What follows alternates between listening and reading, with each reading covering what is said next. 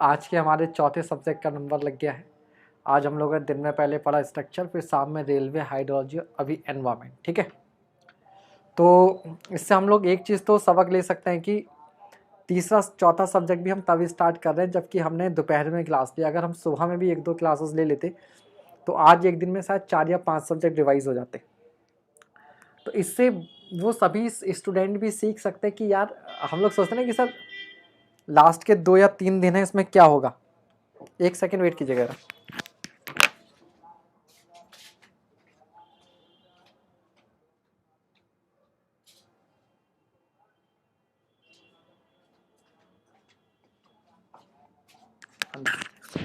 कि लास्ट के 2-3 दिन में हाथ पांव कांपने लगते हैं कि सर पढ़ाई नहीं हो रही, रिवीजन नहीं हो रहा, कैसे पढ़े, पढ़ने में मन नहीं लग रहा।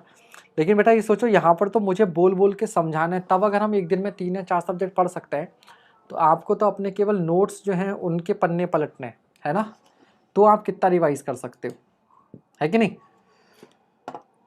तो बस, तो इसी के साथ अपन लोग स्टार्ट करेंगे क्या, अभी एनवायरमेंट इंजीनियरिंग। ठीक है, एनवायरमेंट। तो इसमें भी हम लोग पहले क्या बात करेंगे, वाटर ट्रीटमेंट की बात करेंगे। ठीक है, पहले किसकी बात करेंगे, वाटर ट्रीटमेंट की। तो बेसिकली एनवायरमेंट जो है इसको हम लोग पब्लिक हेल्थ इंजीनियरिंग भी बोलते हैं, आप लोग जानते हो, पीएचई। ठीक है, पब्लिक की हेल्थ से रिलेटेड स्टफ हमें यहाँ पे करना है। उसके 2 इंपॉर्टेंट पार्ट होते हैं, आपको मालूम है, एक तो वाटर और दूसरा सीवेज ट्रीटमेंट। ठीक है, तो पहले हम लोग वाटर के बारे में बात करते हैं, बाद में सीवेज ट्रीटमेंट की। तो हम लोग बिल्कुल अब टोटली एग्जाम ओरिएंटेड या जो भी क्वेश्चन पूछे जाएंगे उसके हिसाब से ही पढ़ने वाले हैं। तो देखो, सबसे पहला क्वेश्चन कभी कभी एग्जाम में आ जाता है कि जो वाटर ट्रीटमेंट यूनिट्स होती हैं उनको हम लोग कितने कितने ईयर्स के लिए डिज़ाइन करते हैं। बिकॉज क्या होता है, फ्यूचर में पॉपुलेशन जैसे जैसे बढ़ती है तो ये जो भी हमारे वाटर ट्रीटमेंट प्लांट्स होते हैं, जो हमारा डिस्ट्रीब्यूशन सिस्टम होता है, उस पर लोड बढ़ता है। ठीक है, तो इसे एक सर्टेन टाइम के लिए हम लोग क्या कर सकते हैं, डिज़ाइन कर सकते हैं। तो वाटर ट्रीटमेंट यूनिट्स को हम लोग 15 साल के लिए डिज़ाइन करते हैं। सर्विस रिजर्वायर, चाहे वो ओवर हेड हो या चाहे ग्राउंड अंडरग्राउंड हो, ग्राउंड लेवल हो, 15 साल के लिए। जो पाइप कनेक्शंस होते हैं उनको हम लोग 30 साल के डिज़ाइन करते हैं, और डिस्ट्रीब्यूशन सिस्टम को भी 30 ईयर्स के लिए। तो ये आप याद रखिएगा, इस पर आपका एग्जाम में क्वेश्चन आ सकता है, एग्जाम में क्वेश्चन आ सकता है। अब जैसे मैंने अभी बोला कि फ्यूचर में पॉपुलेशन बढ़ती है तो लोड बढ़ता है, हमें वाटर डिमांड ज़्यादा हो जाएगी, तो हमें क्या करना पड़ेगा, उसके अकॉर्डिंगली क्या करना होता है, सारी चीज़ों को ध्यान में रखना होता है। तो जिस तरह से हाईवे में होता है कि हाईवे में हम लोग रोड वगैरह डिज़ाइन करते हैं सर्टेन ट्रैफिक के लिए, बाद में भी सड़कों को चौड़ा करने पड़ता है, सेम चीज़ यहाँ पर होती है। अब पाइपलाइन रोज़ रोज़ तो बिछेगी नहीं, वाटर ट्रीटमेंट प्लांट रोज़ रोज़ तो बनेगा नहीं। हम लोग क्या करते हैं, फ्यूचर के लिए पॉपुलेशन को क्या करते हैं, एक्सपेक्ट करते हैं या फोरकास्टिंग करते हैं। ठीक है भाई, तो यहाँ पर एक किसी सर्टेन सिटी के लिए एक ग्राफ होता है कि पॉपुलेशन किस तरीके से बिहेवियर रहता है, किसी सिटी में पॉपुलेशन किस तरह से बढ़ती है, ग्रोथ कर्व इसको बोलते हैं। इधर टाइम होता है, इधर हमारी पॉपुलेशन होती है। तो शुरू में क्या होता है, पॉपुलेशन बहुत तेज़ी से बढ़ती है। तो स्टार्टिंग में, यानी कि इस वाली ग्रोथ फेज़ में, जो पॉपुलेशन की ग्रोथ का जो रेट होता है DP/DT, वो डायरेक्टली प्रोपोर्शनल होता है पॉपुलेशन के। जितनी ज़्यादा पॉपुलेशन होगी उतनी तेज़ी से ये पॉपुलेशन यहाँ पे क्या करेगी, राइज करेगी। एक टाइम के बाद ये ऑलमोस्ट लीनियर हो जाता है। लीनियर मतलब अब जो पॉपुलेशन है वो क्या करेगी, कांस्टेंट रेट से बढ़ती है। तो यहाँ पर DP/DT जो है वो कांस्टेंट हो जाता है, और इसके बाद में क्या होता है, निगेटिव रेट से इंक्रीज तो करती है बट ग्रोथ रेट क्या करता है, डिक्रीज करता है। ऐसा इसलिए होता है कि स्टार्टिंग में जब कोई शहर डेवलप होता है तो वहाँ पर बहुत सारी अपॉर्चुनिटीज़ होती हैं। अपॉर्चुनिटीज़ की वजह से क्या होता है, जो पॉपुलेशन बढ़ती है वो पॉपुलेशन ग्रो करने के कई सारे फैक्टर होते हैं। केवल बर्थ के थ्रू पॉपुलेशन नहीं बढ़ती, वहाँ पर क्या होता है, माइग्रेशन भी होता है। नई नई मार्केट बनते हैं, शॉप्स खुलती हैं, लोग प्रॉपर्टी में इन्वेस्ट करते हैं, उस सब की वजह से। ठीक है, और लास्ट में क्या होता है, सैचुरेशन पॉपुलेशन एक आपकी पहुंच जाती है। अब पॉपुलेशन फोरकास्टिंग के कई सारे तरीके होते हैं, आपको मालूम है। पहला होता है अरिथमेटिक इंक्रीज मेथड। ये सिंपल सा PN बराबर P0 प्लस NX बार। यहाँ पर PN क्या होता है, पॉपुलेशन आफ्टर एन डिकेट्स, क्योंकि आपको मालूम है सेंसस जो होता है हर 10 साल में होता है, इसलिए 10-10 साल का टाइम इंटरवल लेते हैं। P0 आपके प्रेजेंट पॉपुलेशन होती है, N नंबर ऑफ डिकेट होता है। X बार क्या होता है, arithmetic mean of population increase in non decades. जैसे 1990 में पॉपुलेशन अगर P1 थी, 2000 में अगर P2 थी, यहाँ से यहाँ तक बढ़कर कितनी हो गई, X1। फिर 2000 से 2010 तक बढ़कर P3 हो गई, तो यहाँ पर क्या हो गया, X3। अगर मैं इसमें 2020 भी ऐड कर दूँ अगर मैं इसमें 2020 भी ऐड कर दूं और यहाँ पॉपुलेशन अगर P4 हो जाए तो यहाँ क्या हो जाएगा x3, तो जो x बार हो जाएगा वो क्या रहेगा x1 plus x2 plus x3 और अपॉन क्या रहेगा 3। अब हम 2040 के लिए 2050 के लिए जब के लिए पॉपुलेशन फोरकास्ट करना चाहो आप इस फॉर्मूले से पॉपुलेशन फोरकास्टिंग कर सकते हो। दूसरा होता है ज्योमेट्रिक इंक्रीज मेथड। यहाँ वही जो बचपन वाला फॉर्मूला होता है Pn बराबर P not into 1 plus R by 100 की पावर n, ये लगाते हैं। n अगेन आपका नंबर ऑफ डिकेड है, P नॉट प्रेजेंट पॉपुलेशन है, Pn population after n decade है। अब यहाँ पर ध्यान रखिएगा ये जो R निकालते हैं इसको दो तरीके होते हैं, या तो आप इसको अरिथमेटिक मेथड से निकाल सकते हो AM arithmetic mean R1 plus R2 plus N Son Rn upon n, या फिर इसको ज्योमेट्रिक मीन मेथड से निकाल सकते हो। ज्योमेट्रिक मीन मेथड क्या होता है R1 into R2 into R3 N सोन Rn की पावर 1 अपॉन n। GM से क्या होता है लो रिजल्ट मिलता है, वैल्यू थोड़ी सी कम मिलती है, तो गवर्नमेंट ऑफ इंडिया इसको फॉलो करती है ज्योमेट्री वाले को, जबकि जो डिज़ाइन इंजीनियर्स होते हैं वो इसको यूज़ करते हैं क्योंकि हायर रिजल्ट देता है। ठीक है, तो अरिथमेटिक मीन वाले मेथड से थोड़ी सी वैल्यू ज़्यादा मिलती है। हाँ जी वेद चीनू जी, दिस इज़ लाइव क्लास। ठीक है, नेक्स्ट होता है आपके इंक्रीमेंटल इंक्रीज मेथड। इसमें होता है Pn बराबर P not plus n x bar plus n n plus 1 upon 2 y bar. यहाँ पे एक्स बार और वाई बार को समझना है, तो देखो ध्यान से 90 2000 2010 2020 population P1 P2 P3 P4, तो आपके पास इंक्रीमेंट आ गए x1 x2 x3। अब एक्चुअल में क्या होता है ये x1 x2 x3 एक बराबर में नहीं होंगे, ये जो इंक्रीमेंट है ये भी बढ़ रहे होते हैं। मान लो आपकी सैलरी पहले साल 10% से बढ़ी, अगले साल 15% से बढ़ गई, तो आपका जो इंक्रीमेंट हो रहा है उसमें भी इंक्रीमेंट हो रहा है। हो सकता है इस साल भी 10% से इंक्रीमेंट हुआ, अगले साल भी 10% से हुआ, उसके अगले साल भी 10% से हुआ, तो वहाँ पर जो इंक्रीमेंट है वो कॉन्स्टेंट रेट से हो रहा है। लेकिन अगर इंक्रीमेंट पहले 10% से होता है, फिर 15% से होता है, फिर 20% से होता है, तो पता चला जो इंक्रीमेंट है उसमें भी इंक्रीमेंट हो रहा है, जो इंक्रीमेंट है उसमें भी इंक्रीमेंट हो रहा है। ठीक है, तो देखो, तो ये जो इंक्रीमेंट है x1 x2 x3 ये पॉपुलेशन में इंक्रीमेंट है, जबकि x2 माइनस x1 बराबर y1, x3 माइनस x2 बराबर y2, तो ये जो y1 और y2 है ये इंक्रीमेंट है, किसमें इंक्रीमेंट में इंक्रीमेंट है। ठीक है, इंक्रीमेंट में इंक्रीमेंट। ठीक है, चलिए, तो यहाँ से Pn बराबर क्या आएगा P not plus n x bar plus n n plus 1 upon 2 y bar. तो यहाँ पर एक्स बार और वाई बार की वैल्यू पुट कर दोगे, एन डिकेट के बाद में आपको पॉपुलेशन मिल जाएगी। फिर एक होता है लॉजिस्टिक कर्व मेथड, इसकी इक्वेशन आपसे पूछ सकता है P बराबर P S upon 1 plus M log inverse N T होता है। यहाँ पी एस क्या होता है सैचुरेशन पॉपुलेशन होती है, और वो जो एस कर्व हमने बनाया था ये बेसिकली उसी की इक्वेशन है। ठीक है, चलिए, फिर एक होता है decreasing growth rate of growth. ठीक है, डिक्रीजिंग रेट ऑफ ग्रोथ, इसमें क्या होता है कि ग्रोथ हो तो रही है बट उसका रेट डिक्रीज कर रहा है, बस अभी स्टार्ट ही हुई है, चलो आप बस ज्वाइन करो। It is applicable only when the rate of growth shows downward trend. In this method the average decrease in percentage is worked out and then subtracted from the latest percentage increase for each successive decades. ठीक है, नहीं आएगा सवाल, इसको छोड़ो। Then है आपका comparative graphical method. Comparative graphical method में क्या होता है कि सिमिलर टाइप की सिटीज़ को, जैसे मान लीजिए हमने नोएडा बनाया, नोएडा है अपना, नोएडा क्या है दिल्ली के करीब है, तो कैपिटल के करीब होने की वजह से इसका एक ट्रेंड रहेगा एनसीआर के डेवलप होने का। सिमिलर टाइप का ट्रेंड हम लोग अगर मुंबई या कोई और दूसरे बड़े शहर के आसपास में वहाँ पर हम लोग एक्सपेक्ट कर सकते हैं। ठीक है, चलिए, नेक्स्ट होता है वाटर डिमांड। अब देखो हमें क्या होता है कि वाटर की सप्लाई करनी है, आप एक गवर्नमेंट इंजीनियर हैं, आपको क्या करना है एक प्रोजेक्ट तैयार करना है, तो आपने पॉपुलेशन फोरकास्ट कर ली, लेकिन अब आपको ये भी देखना पड़ेगा ना कि वहाँ की पॉपुलेशन को कितना पानी हमें, उसका डिमांड कितनी है। तो जो डिमांड होती है डोमेस्टिक वाटर डिमांड जो घरेलू कार्यों के लिए होती है वो 135 से 225 एलपीसीडी तक होती है। ठीक है, मिनिमम 135 मैक्सिमम 225, याद रखिएगा, this is domestic water demand, कम से कम 135। फिर होती है institutional and commercial water demand, इसमें स्कूल और कॉलेज के लिए 45 से 135 लीटर एलपीसीडी, ऑफिसेज के लिए, इसमें हर पॉइंट पर एग्जाम में सवाल पूछा हुआ है, ऑफिस के लिए 45, रेस्टोरेंट के लिए आप छोड़ दो, सिनेमा के लिए आप छोड़ सकते हो, होटल्स के लिए छोड़ सकते हो, हॉस्पिटल्स के लिए पूछा गया है कई बार क्वेश्चन। तो हॉस्पिटल में अगर 100 बेड से हॉस्पिटल की कैपेसिटी वहाँ पर कितने बेड हैं उससे डिसाइड होती है, तो 100 से कम है तो 340 एलपीसीडी, और बेड अगर 100 से ज़्यादा है तो 450। वैसे रेस्टोरेंट में 70 एलपीसीडी होता है, सिनेमा में 15, थिएटर में, होटल में 180 होता है, और स्कूल कॉलेज हॉस्टल में 45 से 135 तक हो सकता है। ठीक है, इस तरह से अलग अलग है। फिर होता है आपके पास फायर डिमांड, दिस इज, ठीक है, ये वैसे 1 litre per capita per day assume कर लेता है। इसके लिए कुछ फॉर्मूले जैसे कुचलिंग फॉर्मूला, Q बराबर 3182 अंडर रूट पी लीटर पर मिनट में। ये डिस्चार्ज बताता है बेसिकली। पी क्या है, पॉपुलेशन इन 1000, यानी कि अगर 50,000 पॉपुलेशन होगी तो बेटा यहाँ पर पी की वैल्यू 50 रखी जाएगी, 50,000 नहीं रखी जाएगी। ठीक है, ध्यान रखना। एक होता है national board of fire under writers formula. ठीक है, तो for population less than 2 lakhs के लिए ये फॉर्मूला होता है। ठीक है, अब इसका आपको याद रखना थोड़ा सा मुश्किल है, इसलिए इसको रहने दीजिएगा, बस नाम जान लीजिए कि हाँ ये फॉर्मूले होते हैं।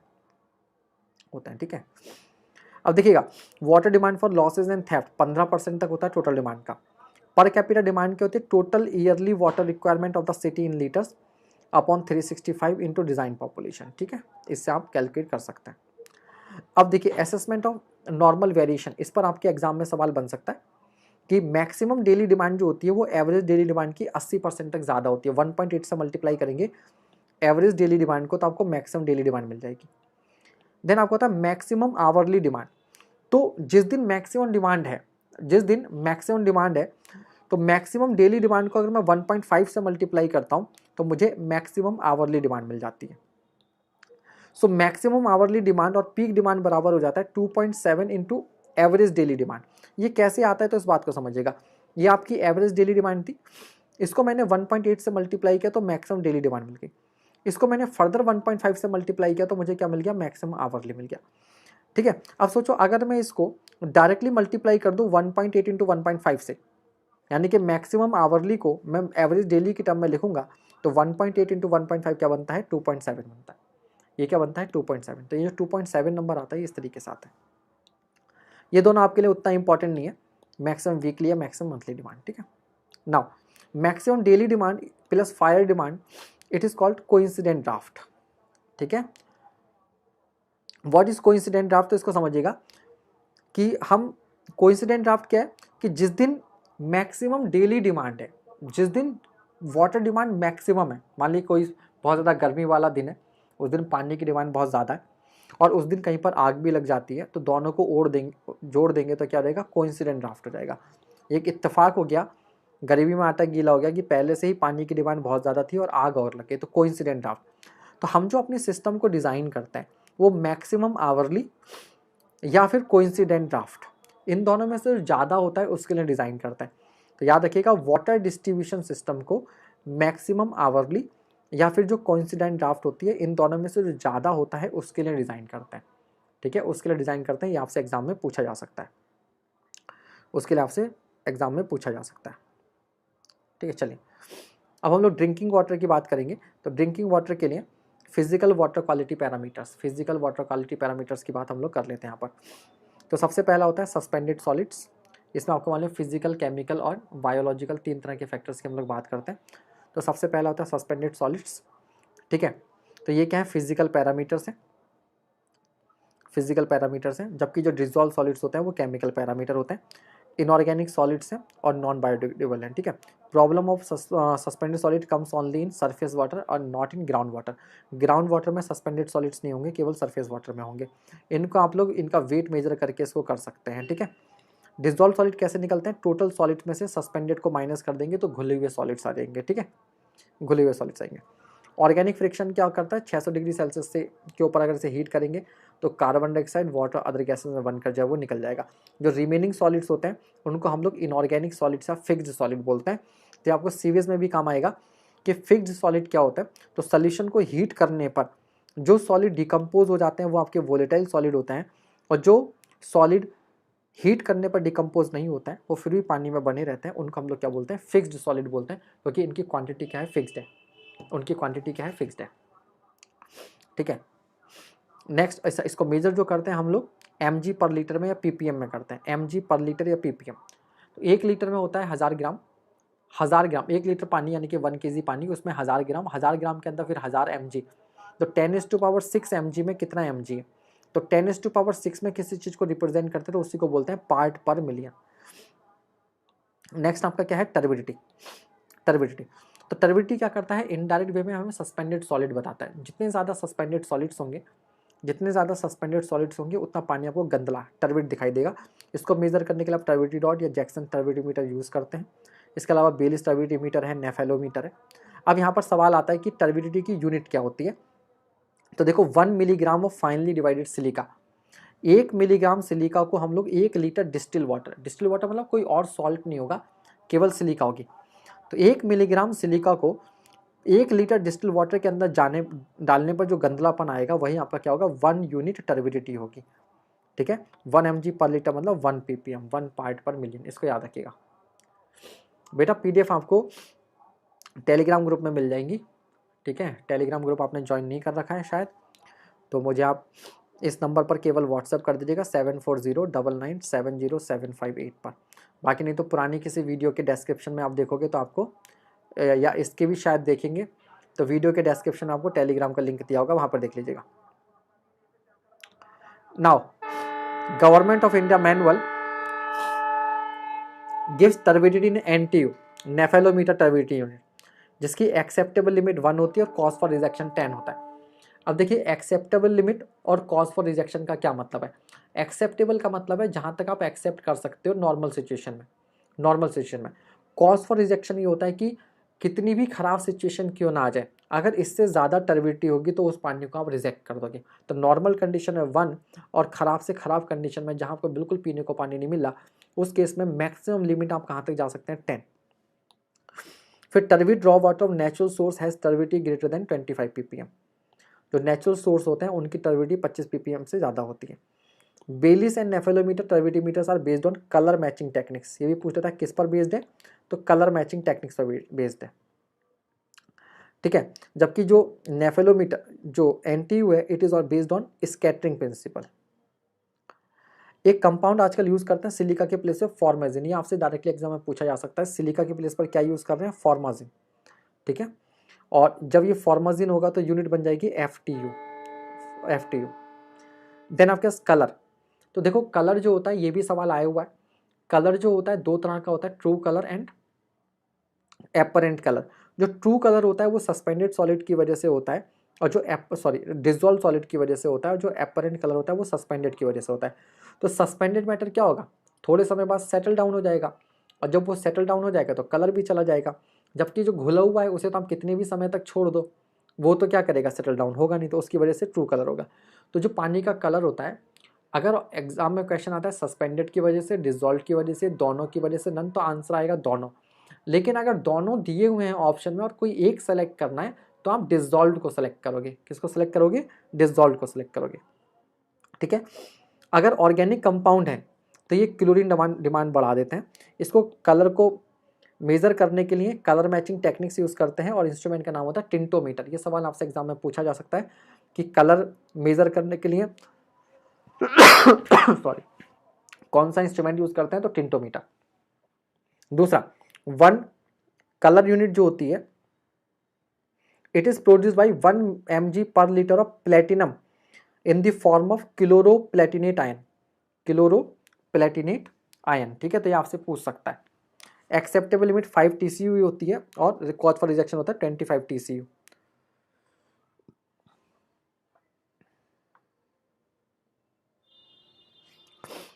देन होता है टेस्ट एंड ऑर्डर। टेस्ट और ऑर्डर जो होता है पानी के अंदर डिसॉल्व गैसेस की वजह से होता है। इसको मेजर करने के लिए आप लोग ऑस्मोस्कोप इंस्ट्रूमेंट यूज़ करते हैं, और इसको मेजर किया था थ्रेशोल्ड ऑर्डर नंबर टन में। जो टन अलाउड है वो 1 से 3 के बीच में है। टन को मेजर कैसे करते हैं, A+B/E। हम लोग क्या कर लेते हैं, पानी का सैंपल लेते हैं जिसमें क्या होता है कि कुछ टेस्ट है, ख़राब टेस्ट है या कुछ ख़राब ऑर्डर है, इसके अंदर क्या करते हैं, फिर साफ़ और बिल्कुल जो फ्रेश वाटर होता है उसको आप मिक्स करते हैं ऑर्डर फ्री वाटर को। ठीक है, तो मान लीजिए A ml सैंपल था और इसमें B ml आपने फ्रेश वाटर मिलाया, और तब तक मिलाते गए जब तक इसमें जो बदबू आ रही है, जो टेस्ट है वो चला नहीं जाता। तो टोटल वॉल्यूम कितना हो जाएगा बाद में, A+B हो जाएगा, और था किसमें A। तो एक तरीके का ये डाइल्यूशन रेशो है कि मान लो 10 ml था और इसमें 90 ml और मिलाया तो 100 हो गया, तो आपने कितना कर दिया, डाइल्यूट, 10 गुना तक डाइल्यूट कर दिया। ठीक है, डाइल्यूट कर दिया। क्लियर हो गया, ठीक है, चलिए। देन है टेम्परेचर। ठीक है देवेंद्र, उसको भी करेंगे बाद में, है ना। Temperature, an increase in 10 degree Celsius double the biological activity, the temperature should be between 10 to 25 degree Celsius. बाकी ये सब ना ये आपको एक बाद में एक बाद में अभी एक क्या कहते हैं जो टेबल है उसके थ्रू दोबारा से रिवाइज रहेगा सारा एक ही जगह पे। Chemical properties of water, total dissolve solid TDS, ये क्या है, इलेक्ट्रिकल कंडक्टिविटी के थ्रू हम लोग इसको क्या करते हैं, मेजर करते हैं। ठीक है, सोर्स ऑफ टोटल TDS के सोर्स क्या होते हैं, मेजर सोर्स होते हैं sodium, calcium, magnesium, bicarbonate, sulphate, chloride. Minor source होते हैं iron, potassium, carbonate, nitrate, fluoride, boron, silica etcetera. Acceptable limit जो होती है वो 500 होती है, कॉस्ट फॉर रिजेक्शन कितना होता है, 2000 होता है। एग्जाम में ध्यान में रखिएगा कि उसने आपसे एक्सेप्टेबल लिमिट पूछी है, कॉस्ट फॉर रिजेक्शन पूछे। आज से 1 आध साल पहले गेट में गड़बड़ हो चुकी है, वहाँ पर कॉस्ट फॉर रिजेक्शन पूछा था और सब टिक लगाए थे एक्सेप्टेबल लिमिट पर।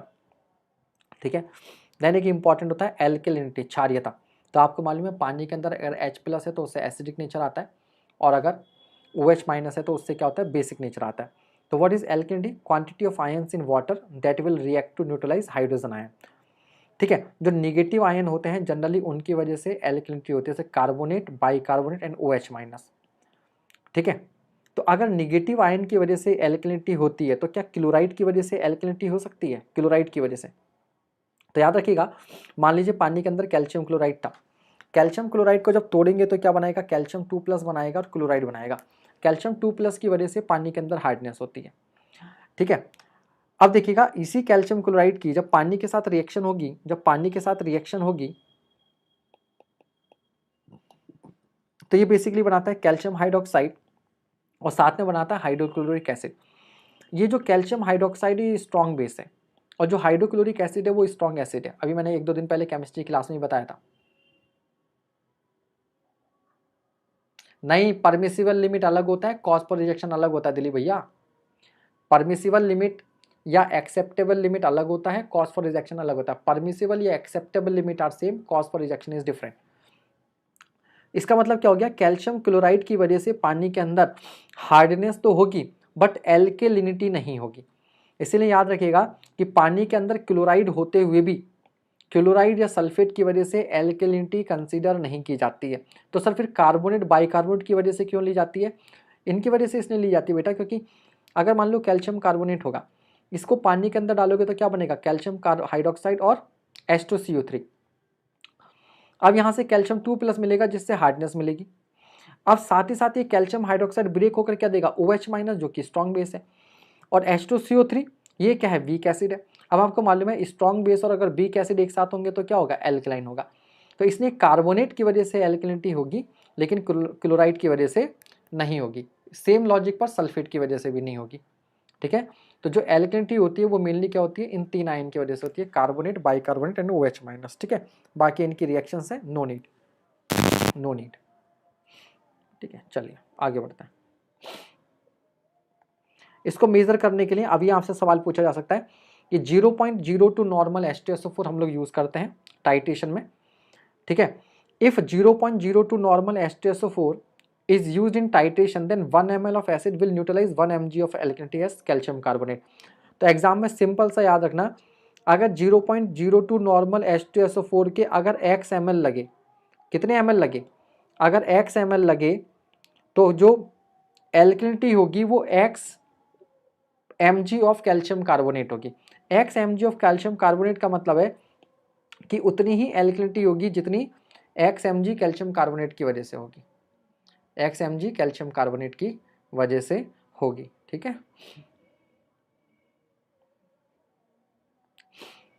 अब एल्कलिनिटी को मेजर करने के लिए आप लोग जो इंडिकेटर यूज करते हैं वो कौन कौन से यूज करते हैं, phenolphthalein and methyl orange, phenolphthalein and methyl orange, बस इतना ध्यान रखना है। देन पीएच आप जानते हैं क्या होता है, निगेटिव लॉग ऑफ H+, ये पानी का एसिडिक नेचर बताता है। जो पानी में जो पीएच की लिमिट है वो 7 to 8.5 है, 7 से कम नहीं, 8.5 से ज़्यादा नहीं। मिथाइल ऑरेंज जो है वो एसिडिक इंडिकेटर है, फिनोफ्थलीन जो है वो बेसिक इंडिकेटर है।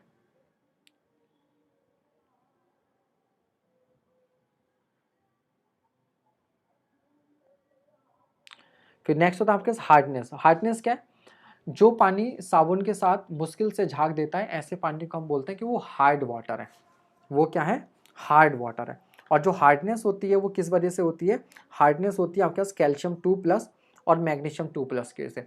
डाईवैलेंट मेटेलिक आयन जो होते हैं इनकी वजह से पानी में हार्डनेस होती है, क्योंकि साबुन या सर्फ के अंदर ये जो आयन्स होते हैं, जो निगेटिव आयन झाग बनाने के लिए रिस्पॉन्सिबल होते हैं, ये बेसिकली क्या करते हैं, इस स्टीरेट आयन के साथ रिएक्शन करके पीपीटी बना लेते हैं, प्रेसिपिटेट।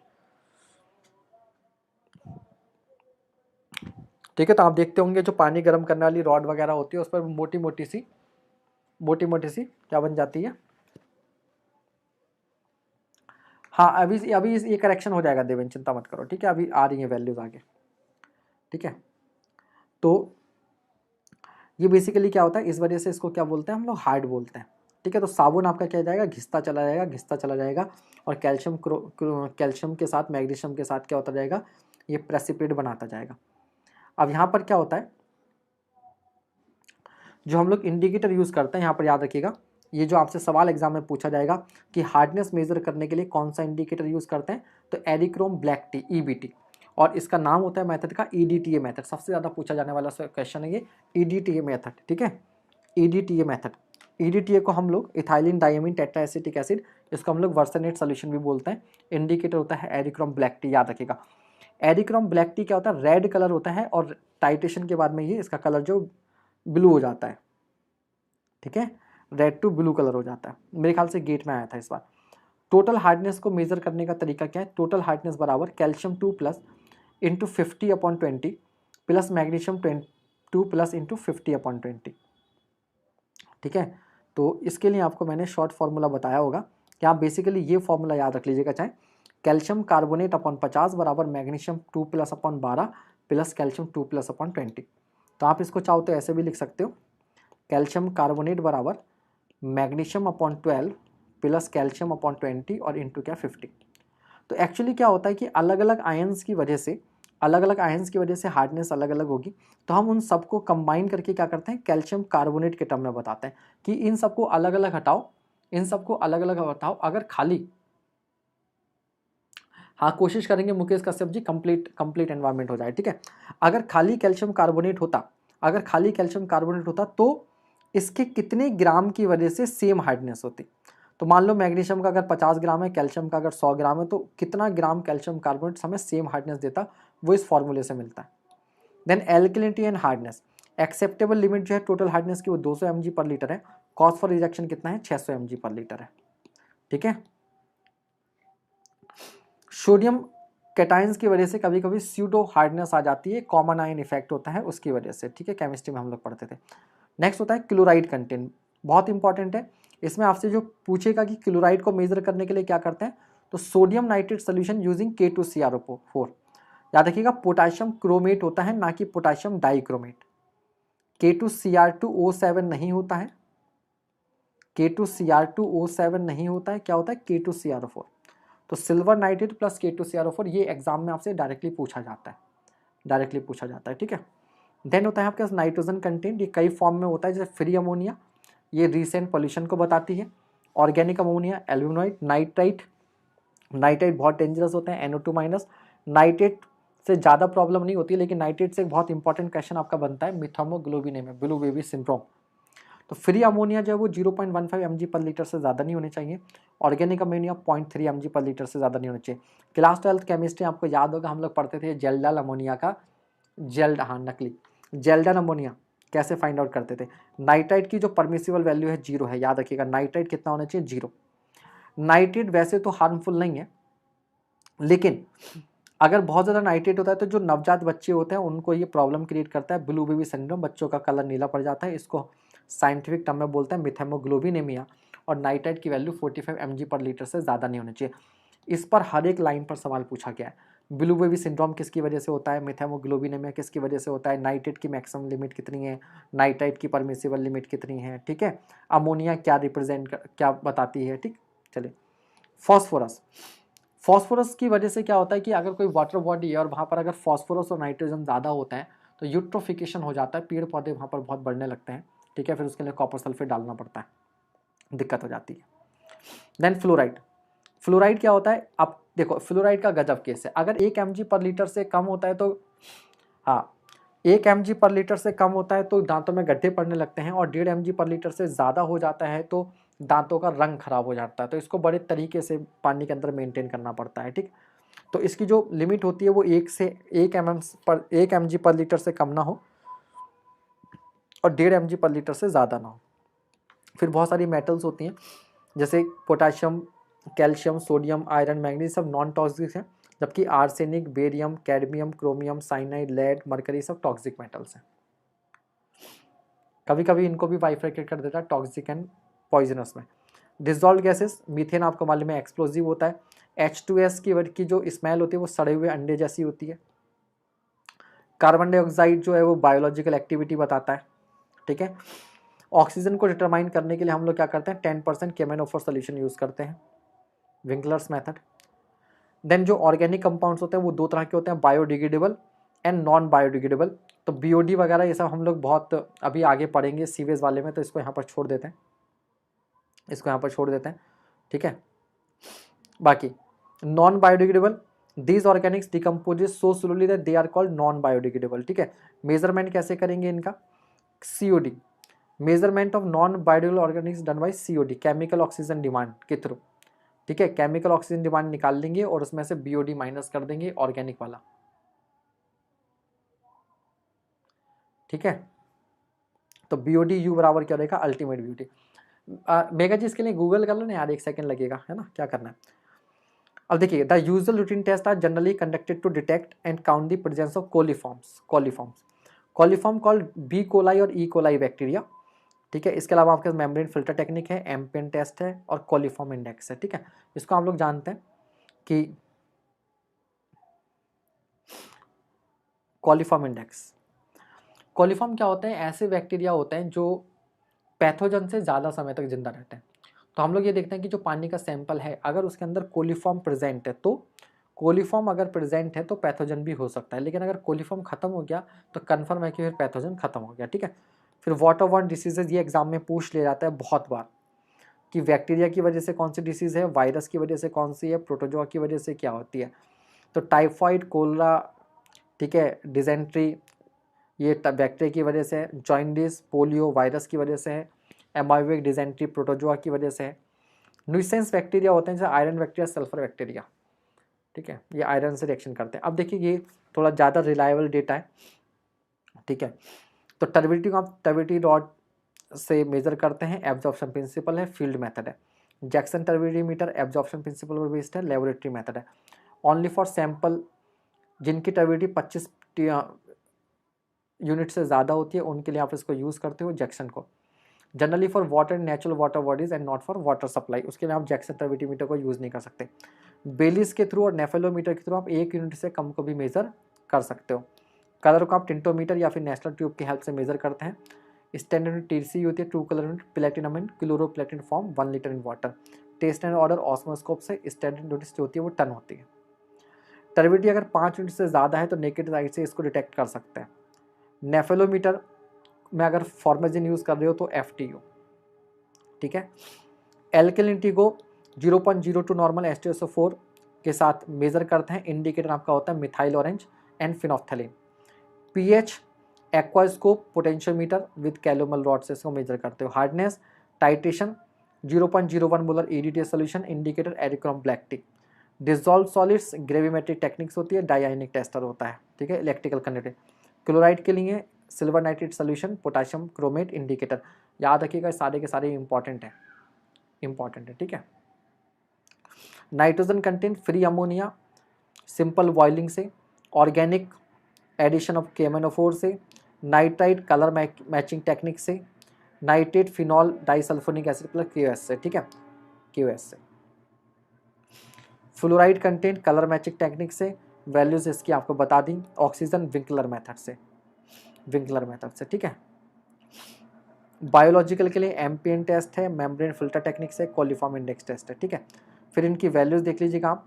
सस्पेंडेड सॉलिड्स 500 mg/लीटर permissible, cause for rejection 2000, turbidity 1 NTU 10 NTU, colour 5 से 25, टेस्ट नंबर 1 से 3, एल्कलिनिटी 200 mg/लीटर से 600 mg/लीटर, ठीक है। pH 7 से 8.5।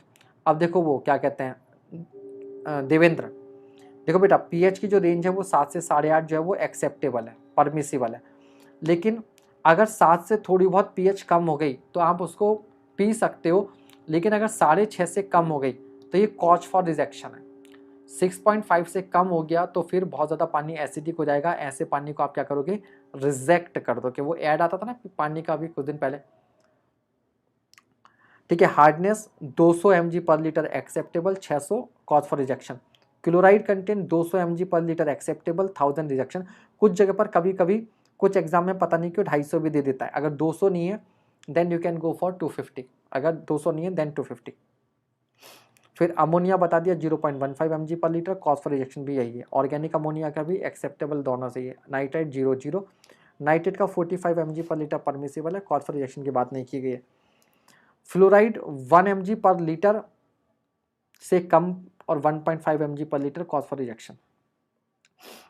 Fe 0.1 mg पर लीटर, 1 mg पर लीटर। Manganese 0.05, copper 0.0। इतनी सारी वैल्यूज है, क्या क्या याद करोगे, है ना। लेकिन मेन सारी वैल्यूज याद रख लेना, मेन सारी वैल्यूज आप याद रख लेना, ठीक है। स्पेशली इन पैरामीटर्स को जिनके टेस्ट, जैसे क्लोराइड का टेस्ट है, ऑक्सीजन का विक्युलर मेथड है, हार्डनेस का टेस्ट है, एल्कलिनिटी का टेस्ट है, जिनके टेस्ट हैं स्पेशली उनको आप जरूर याद रखिएगा, उनको आप जरूर याद रखिएगा, ठीक है। ठीक है, चलिए अब हम लोग क्या पढ़ेंगे, पहले ग्राउंड वाटर ट्रीटमेंट को पढ़ेंगे, ठीक है। ग्राउंड वाटर ट्रीटमेंट, तो ग्राउंड वाटर, सरफेस वाटर जिसको हमें ट्रीट करना पड़ता है उसको हम लोग बोलते हैं रॉ वाटर। तो क्या होता है, सबसे पहले उसको पानी को छानते हैं, स्क्रीनिंग करते हैं, उसके बाद एरेशन करते हैं। एरेशन यानी कि वातन, उससे क्या होता है कि एयर के कांटेक्ट में आने पर, क्लोज कांटेक्ट ऑफ एयर पर आने में क्या होता है कि उसमें जो घुली हुई गैसेज होती हैं वो निकल जाती हैं, ठीक है। और बहुत सारे अनस्टेबल कंपाउंड क्या करते हैं, ऑक्सीजन से रिएक्ट करके स्टेबल कंपाउंड में कन्वर्ट हो जाते हैं, ठीक है। टेस्ट और कलर जो है, टेस्ट ऑर्डर रिमूव हो जाता है। उसके बाद हम लोग करते हैं प्लेन सेडिमेंटेशन। प्लेन सेडिमेंटेशन में क्या करते हैं, जो ये पार्टिकल होते हैं वो पार्टिकल सेटल डाउन हो जाते हैं, वो पार्टिकल क्या हो जाते हैं, सेटल डाउन हो जाते हैं। कई बार क्या होता है कि इन पार्टिकल पर ये जो चार्जेस होते हैं, इन चार्जेस की वजह से ये सेटल डाउन नहीं हो पाते। तो इन चार्जेस को न्यूट्रलाइज करने के लिए हम लोग क्या करते हैं, कोएगुलेशन करते हैं। कोएगुलेशन से क्या हो जाता है, इनका चार्ज न्यूट्रल हो जाता है और एक बड़े पार्टिकल में कन्वर्ट हो जाते हैं, जिसको हम लोग बोलते हैं फ्लॉक। तो क्या हो गया, फ्लॉक्यूलेशन हो गया। अब ये बड़े पार्टिकल आराम से क्या हो जाते हैं, सेटल डाउन हो जाते हैं, इसको बोलते हैं सेडिमेंटेशन विद कोएगुलेशन। उसके बाद इसको क्या करते हैं, फिल्टर कर लेते हैं। फिल्टर करने से क्या होता है, जो अभी भी जो बारीक और भी जो बारीक पार्टिकल रह गए हैं वो भी निकल जाएंगे, और जो थोड़ा बहुत बैक्टीरिया वगैरह होगा वो भी क्या करेगा, इसके ऑर्गेनिक कंपाउंड को डिकम्पोज कर देगा अगर कुछ होगा तो, ठीक है। फिर अगर पानी के अंदर पैथोजेंस हैं तो उसका फिल्टर करने के बाद में क्या करते हैं, डिसइंफेक्शन करते हैं। डिसइंफेक्शन ब्लीचिंग पाउडर से कर सकते हो, और भी सारी चीज़ें, ठीक है। हाँ, अच्छा, किल्विस को ये नहीं पता तुक्के लगाने की ट्रिक होती है, हाँ, लेकिन वो जो मैं जो ट्रिक बताऊंगा वो यूनिक होंगी, ठीक है। तो कल एक सेशन रखेंगे, बिल्कुल लाइव लाइव एक्सपेरिमेंट करके, ठीक है, लाइव एक्सपेरिमेंट करके ट्रिक्स बताएंगे, ठीक है। चलो, देन कुछ एक्स्ट्रा प्रोसेस भी होते हैं जैसे सॉफ्टनिंग, ठीक है। वाटर अगर हार्ड है तो सॉफ्टनिंग करना। अगर फ्लोराइड ज़्यादा है तो डीफ्लोरिडेशन, नालकोंडा टेक्निक, ठीक है। चलिए, तो ग्राउंड वाटर की जो टर्बिडिटी है वो लेस देन 10 NTU होती है।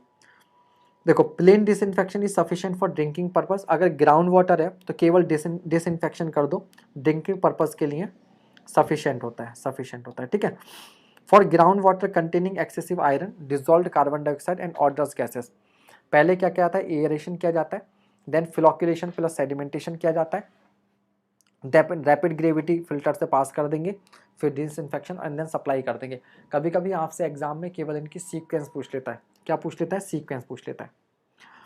अगर ग्राउंड वाटर में कार्बन डाइऑक्साइड या दूसरी ऑडरस गैसेस है तो aeration disinfection is sufficient. Surface water भी टर्बिडिटी लेस देन 50 NTU है तो प्लेन सेडिमेंटेशन करो, स्लो सैंड फिल्टर से पास करो, डिसइंफेक्शन करो। हाईली पॉल्यूटेड है तो ये करना होता है, pre chlorination plus aeration plus flocculation sedimentation, rapid gravity filtration, disinfection, then supply. लेकिन ओवरऑल अगर आपसे सीक्वेंस पूछेगा तो सीक्वेंस सिंपल सा होता है, सबसे पहले यार स्क्रीनिंग करो, स्क्रीनिंग के बाद में प्लेन सेडिमेंट एरेशन करो, प्लेन सेडिमेंटेशन करो, प्लेन सेडिमेंटेशन से काम नहीं बनता है देन सेडिमेंटेशन विद कोएगुलेशन करो, देन फिल्टर करो, देन डिसइंफेक्शन करो, फिर माइनर चीज़ें हैं, और फिर उसके बाद ठीक है सप्लाई कर दो या स्टोर कर लो। तो एग्जाम में सीक्वेंस पूछ लेता है, ऑब्जेक्टिव में क्वेश्चन आए हुए हैं, बट बड़ा सिंपल सवाल होता है, बड़े आराम से आप उसको कर सकते हैं, एग्जाम में कोई दिक्कत नहीं होगी। स्क्रीनिंग, स्क्रीन जो होती है वो कोर्स और फाइन स्क्रीन्स होती हैं। ये किसके लिए होती है कि आप जो पानी सप्लाई करने जा रहे हो वो किसी नहर कैनाल वगैरह का है, तो उसमें बहुत से फ्लोटिंग मेटेरियल हो सकते हैं, उनको दूर करने के लिए।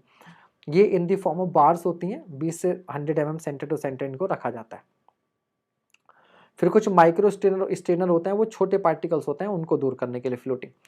कभी कभी प्री क्लोरिनेशन करना पड़ता है, तो हम लोग बाद में टाइप ऑफ क्लोरिनेशन पढ़ेंगे, वहाँ पर आप देखेंगे कई तरह के क्लोरिनेशन होता है, pre chlorination, post chlorination, super chlorination, break point chlorination and so on. तो प्री क्लोरिनेशन क्या होता है कि वाटर ट्रीटमेंट स्टार्ट करने से पहले भी जो क्लोरिनेशन करना पड़ता है उसको हम लोग बोलते हैं प्री क्लोरिनेशन। क्या बोलते हैं? प्री क्लोरिनेशन, ठीक है। तो practice of injecting chlorine into the raw water, fairly high dose देनी पड़ती है, 2 से 5 mg पर लीटर। ये एल्गाई, बैक्टीरिया, ठीक है, कलर कॉजिंग सब्सटेंसेस, उनको खत्म करने के काम आती है, ठीक है। In case of clear ground water with high ammonia content it is effective. Most advantage when extremely polluted clear raw water, ठीक है। वैसे पानी दिखने में साफ है लेकिन उसमें क्या है? पैथोजेंस है, ठीक है, उसमें क्या है? पैथोजेंस है। देन होता है एरेशन। एरेशन से क्या होता है? अनडिजायरेबल गैसेस रिमूव हो जाती हैं, वोलेटाइल लिक्विड भी रिमूव हो जाता है, फिनॉल एंड ह्यूमिक। लेकिन याद रखिएगा, और ये आयरन और मैग्नीज को भी रिमूव कर देता है, आयरन और मैग्नीज को रिमूव कर देता है। तो जो आपकी जो टेक्सटाइल इंडस्ट्री है वहाँ पे आयरन और मैग्नीज जो है वो दिक्कत क्रिएट करता है, वहाँ पर आप इसको यूज़ कर सकते हो। बट एक बहुत इंपॉर्टेंट पॉइंट है जो आपसे एग्जाम में पूछा जा सकता है कि एरेशन की वजह से पानी की पीएच बढ़ती है, घटती है, कांस्टेंट रहती है, नन ऑफ दिस, क्या इफेक्ट पड़ेगा? तो पानी की पीएच डिक्रीज कर जाती है एरेशन प्रोसेस से, क्योंकि ये जो रिएक्शन होती है इनमें H+ प्रोड्यूस होता है, तो पानी की पीएच घटती है, मतलब एसिडिक नेचर बढ़ जाता है। एरेशन मतलब, एरेशन मतलब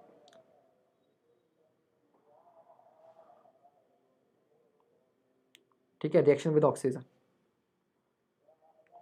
ठीक है भाई। चलो नेक्स्ट, देन है प्रोसेस ऑफ एरेशन। एरेशन कितने तरीके से कर सकते हो? तो स्प्रे नोजल के थ्रू कर सकते हो, कैसाकेड के थ्रू कर सकते हो, डिफ्यूज्ड एयरेटर के थ्रू, ट्रिकलिंग बेड और ट्रिकलिंग बेड के थ्रू, ठीक है। तो कैसाकेड मतलब सिंपल सा जैसे स्टेयर्स टाइप बना दी जाती हैं, स्टेयर्स टाइप बना दी जाती हैं और इनके ऊपर से पानी जब गिरता है तो एयर के कांटेक्ट में आता है। लास्ट में आपका ट्रिकलिंग बेड और ट्रे टॉवर। इसमें क्या होता है? एक्टिवेटेड कार्बन होता है जो गैसेस को क्या कर लेता है? एड्सॉर्ब कर लेता है, गैसेस को क्या कर लेता है? एड्सॉर्ब कर लेता है। हालांकि बाद में आप लोगों को फुर्सत मिले तो इनकी मैराथन जरूर देखिएगा मेरी, हाइड्रोलॉजी, इरिगेशन, इनकी इन सब की एनवायरनमेंट वगैरह की, अगर नहीं देखी हो तो उनमें थ्योरी प्लस जितनी थ्योरी है, हर थ्योरी के बाद में कम से कम 100 क्वेश्चन करवाए गए हैं। तो ये मैराथन, एनवायरनमेंट, हाइड्रोलॉजी, इरिगेशन वगैरह की मैराथन क्लासेस इतनी सफिशिएंट है कि रेगुलर कोर्सेज से ज़्यादा अच्छी मैराथन क्लासेस हैं, क्योंकि जितनी थ्योरी है साथ में उतने ही क्वेश्चन हैं, ठीक है। चलिए, एल्गल कंट्रोल। तो एक्स्ट्रा नाइट्रेट्स और फॉस्फोरेट्स की वजह से क्या होता है? एल्गाई, काई हो जाती है पानी में, ठीक है। इसको खत्म करने के लिए या तो आप कॉपर सल्फेट 2 mg पर लीटर या फिर क्लोरीन डालते हैं। तो याद रखिएगा ये पूछा जा सकता है, ठीक है, कि एल्गाई को कंट्रोल करने के लिए क्या यूज़ करते हैं? कॉपर सल्फेट या फिर क्लोरीन, या फिर क्लोरीन, ठीक है, ये पूछा जाता है। प्री सेटलमेंट बेसिस छोड़ो। देन है सेडिमेंटेशन। सेडिमेंटेशन किस लिए यूज़ करते हैं? तो रिमूव सस्पेंडेड सॉलिड। दो तरीके की कैटेगरी में रखते हैं, plain sedimentation, sedimentation with coagulation. जो टैंक्स होते हैं वहाँ पर दो तरह के होते हैं, क्विसेंट एंड कॉन्टिन्यूस टाइप। हमें पढ़ना होता है कॉन्टिन्यूस टाइप, ठीक है, कॉन्टिन्यूस टाइप। कॉन्टिन्यूस टाइप में क्या होता है कि पानी एक तरफ से आ रहा होता है, पानी एक तरफ से इस टैंक में एंटर कर रहा होता है और दूसरी तरफ से बाहर जा रहा होता है, और जो पार्टिकल्स हैं वो आपके क्या होते रहेंगे? सेटल डाउन होते रहेंगे, सेटल डाउन होते रहेंगे, ठीक है। अब ये किस पर बेस्ड होता है? तो याद रखिएगा स्टोक्स लॉ पर। ये सवाल आपसे पूछ सकता है कि सेडिमेंटेशन किस पर बेस्ड होता है? तो स्टोक्स लॉ पर, ठीक है। सेटलमेंट वेलोसिटी क्या होती है? गामा एस माइनस गामा डब्ल्यू डी स्क्वायर अपॉन 18 म्यू।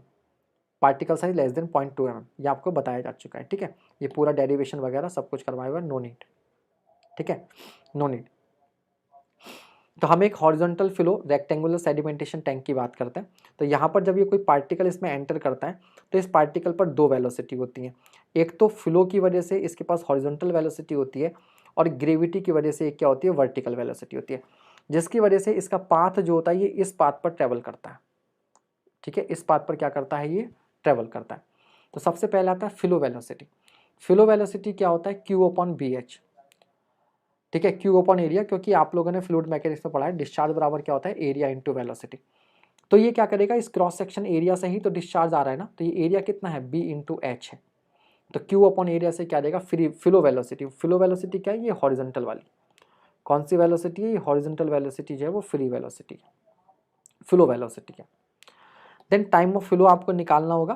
तो जो टाइम ऑफ फ्लो होता है उसी को हम लोग बोलते हैं डिटेंशन टाइम, यानी कि कुल कितने समय तक पार्टिकल टैंक के अंदर रहे उसको बोलते हैं डिटेंशन टाइम। डिटेंशन टाइम जो होगा वो हो जाएगा length upon flow velocity, length upon flow velocity. Flow velocity क्या था, क्यू अपॉन बी एच, तो बी एच ऊपर चला गया तो L B H upon Q. L B H क्या है, वॉल्यूम ऑफ टैंक। तो इसका मतलब सीधे सीधे ये भी तो लिख सकते थे क्यू इंटू टी बराबर वॉल्यूम, क्यू इंटू टी बराबर वॉल्यूम, तो यहाँ से भी टी आ जाता।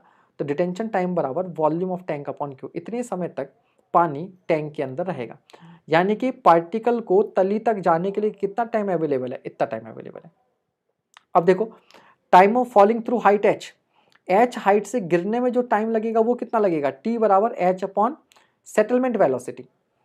ठीक है, वी एस क्या है, सेटलमेंट वेलोसिटी है, जो आपके स्टोक्स लॉ में मिलती है, गामा एस माइनस गामा डब्ल्यू डी स्क्वायर अपॉन 18 म्यू, ऐसे लिख लो। यहाँ से गामा डब्ल्यू कॉमन ले लोगे तो जी माइनस वन गामा डब्ल्यू डी स्क्वायर अपॉन 18 म्यू, ऐसे लिख लो। गामा डब्ल्यू को रो इंटू जो जी लिख सकते हो, रो को म्यू के अपॉन में ले जाओगे, काइनेमेटिक विस्कोसिटी बन जाएगा, इसको ऐसे लिख लो। ये आपसे पूछा जा सकता है, सेटलमेंट वेलोसिटी का फॉर्मूला इन तीनों में से किसी भी फॉर्म में पूछा जा सकता है, किसी भी फॉर्म में जा सकता है। ठीक है, thank you thank you thank you. Now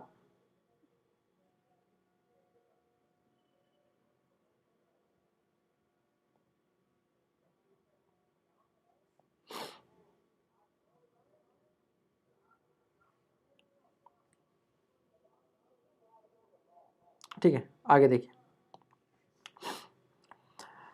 now if a particle of, तो हमने क्या किया, ये सेटलमेंट देखो। अब if a particle of settling velocity V S is introduced at top, it will be assume to be removed if T बराबर D T.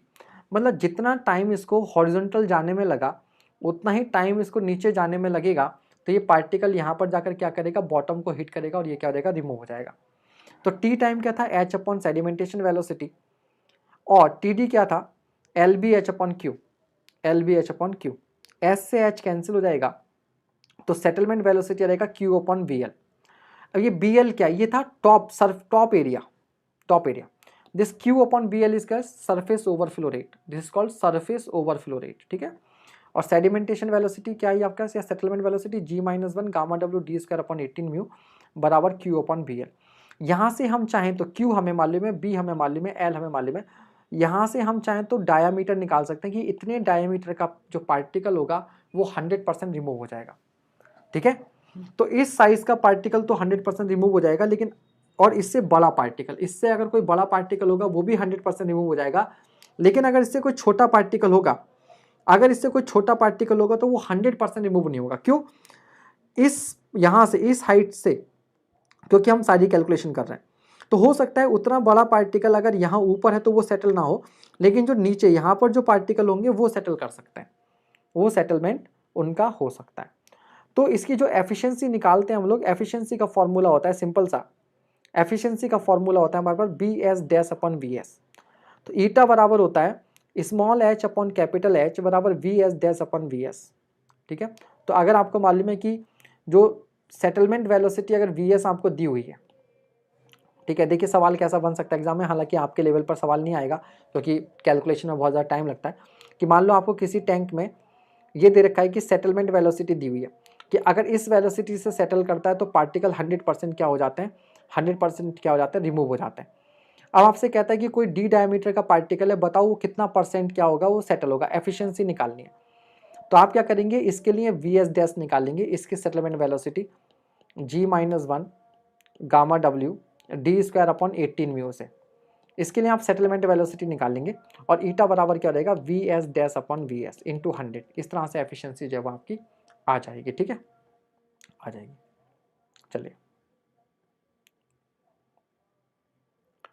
Then कुछ data होता है सेडिमेंटेशन टैंक के डिज़ाइन के लिए, डिज़ाइन के लिए डेटा सारा आपको कुछ याद नहीं रखना है, एग्जाम में जो होता है वो सारा दिया होता है, हमें सारा हमें दिया होता है, बट फिर भी आप लिख सकते हैं कि क्यू इंटू डिटेंशन टाइम बराबर वॉल्यूम ऑफ टैंक हो जाता है।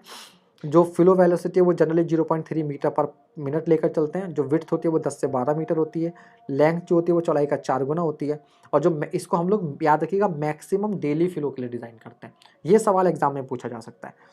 ये सवाल एग्जाम में पूछा जा सकता है कि सेडिमेंटेशन टैंक को हम डिज़ाइन करते हो मैक्सिमम आवरली वॉल्यूम के लिए, मैक्सिमम डेली फ्लो के लिए, एवरेज डेली फ्लो के लिए, किसके लिए? याद रखिएगा मैक्सिमम डेली फ्लो के लिए, क्योंकि यहाँ से हमें जो पानी चाहिए होता है वो एक दिन में चाहिए होता है। ठीक है, तो एक दिन में हमें जितना मैक्सिमम पानी चाहिए होगा उसके लिए डिज़ाइन करेंगे। ऐसा थोड़ा है कि टैंक हमारा सर्दियों में तो काम कर देगा जब पानी की डिमांड कम है और गर्मियों में फेल हो जाए, वो नहीं चलेगा ना। तो इसको हम लोग ऐसा डिज़ाइन करेंगे गर्मी सर्दी दोनों में चले। ठीक है, फिर इनका जो डिटेंशन टाइम होता है प्लेन सेडिमेंटेशन टैंक के लिए, प्लेन सेडिमेंटेशन टैंक के लिए डिटेंशन टाइम है वो 4 से 8 घंटा होता है। ठीक है, और सेडिमेंटेशन विद कोएगुलेशन के लिए 2 से 4 घंटा होता है। ये आपसे पूछा जा सकता है। ठीक है, डिटेंशन टाइम। फिर ये सब छोड़ो, नेक्स्ट आपका सेडिमेंटेशन विद कोएगुलेशन। तो सेडिमेंटेशन विद कोएगुलेशन में बताया कि सेडिमेंट के ऊपर क्या होता है, कुछ चार्ज होता है, उस चार्ज की वजह से सेटल डाउन नहीं हो पाता है। तो उसके लिए हमें इसके चार्ज को न्यूट्रलाइज करने के लिए कुछ सब्सटेंस यूज करते हैं, उनको बोलते हैं कोएगुलेंट, जैसे फिट करी। ठीक है, तो कोएगुलेंट क्या करते हैं, कोएगुलेंट क्या करते हैं कि इसके चार्ज को न्यूट्रलाइज कर देते हैं। चार्ज न्यूट्रलाइज होने की वजह से मॉलिक्यूलर इंटरेक्शन से ये पास आ जाते हैं और बड़े पार्टिकल बन जाते हैं। ठीक है, और फिर सेटल डाउन होना आसान हो जाता है। कॉमन एग्युलेंट जैसे एलम, Al2SO4 आपसे पूछा जा सकता है। लेकिन इसकी प्रॉब्लम ये होती है एलम की कि एलम को अगर पानी के अंदर यूज करोगे तो कैल्शियम सल्फेट बनता है, और कैल्शियम सल्फेट की वजह से आती है परमानेंट हार्डनेस। क्या आती है? परमानेंट हार्डनेस भी आती है, और साथ ही साथ पानी थोड़ा सा क्या हो जाता है, एसिडिक हो जाता है। तो ये एलम की क्या है, प्रॉब्लम है। एलम पानी में तब वर्क करती है जब पीएच रेंज हो वो 6.5 से 8.5 हो, और 1 ग्राम एलम को यूज करने से 0.24 ग्राम सिलस बनता है। सिलस क्या होता है? एक तरह की गाद होती है, मतलब पार्टिकल्स होते हैं जो तली पर बैठ जाते हैं, जो कहाँ बैठ जाते हैं, तली पर, इनको हटाना पड़ता है। तो 1 ग्राम एलम से 0.24 ग्राम एल्यूमिनियम हाइड्रोक्साइड का प्रेसिपिटेट, जिलेटिनस चिपचिपा प्रेसिपिटेट होता है, वो तली पर बैठ जाता है। तो एलम का फॉर्मूला आपको याद रहेगा। एलम की वजह से क्या होता है, एसिडिटी आ जाती है पानी में और परमानेंट हार्डनेस आ जाती है। आपको मालूम है कैल्शियम की क्लोराइड और सल्फेट की वजह से परमानेंट हार्डनेस आती है, और कार्बोनेट और बायोकार्बन की वजह से टेम्पररी हार्डनेस आती है। ठीक है, ठीक है। देन होता है कोपरास। कोपरास क्या होते हैं? फेरस सल्फेट, FeSO4.7H2 कोपरास है। नाम कोपरा है लेकिन इसमें कॉपर नहीं है, ठीक है। फिर क्लोरिनेटेड कोपरास होता है जब क्लोरीन के साथ इसको यूज करेंगे। ठीक है, सोडियम एल्यूमिनेट को भी आप इसके लिए यूज कर सकते हो, सोडियम एल्यूमिनेट को। लाइम को भी यूज कर सकते हैं, लाइम।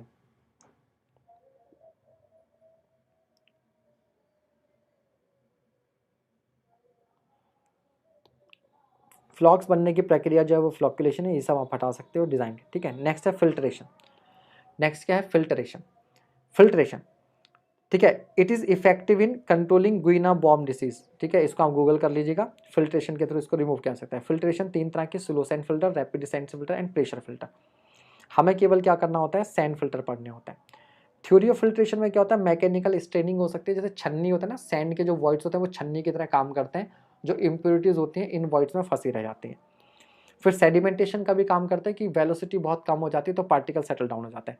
बायोलॉजिकल मेटाबॉलिज्म, इनके अंदर क्या होता है, 3 लेयर होती हैं। जो सबसे ऊपर की लेयर होती है वो होती है सिमट जैक। आपसे पूछ सकता है एग्जाम में कि सिमट जैक लेयर कहाँ फॉर्म होती है, सेडिमेंटेशन टैंक में, ठीक है, सैंड फिल्टर में, या कुछ और ऐसी बोल देगा। तो याद देखिएगा, फिल्टर में, ग्रेविटी सैंड फिल्टर के अंदर सिमट जैक लेयर होती है।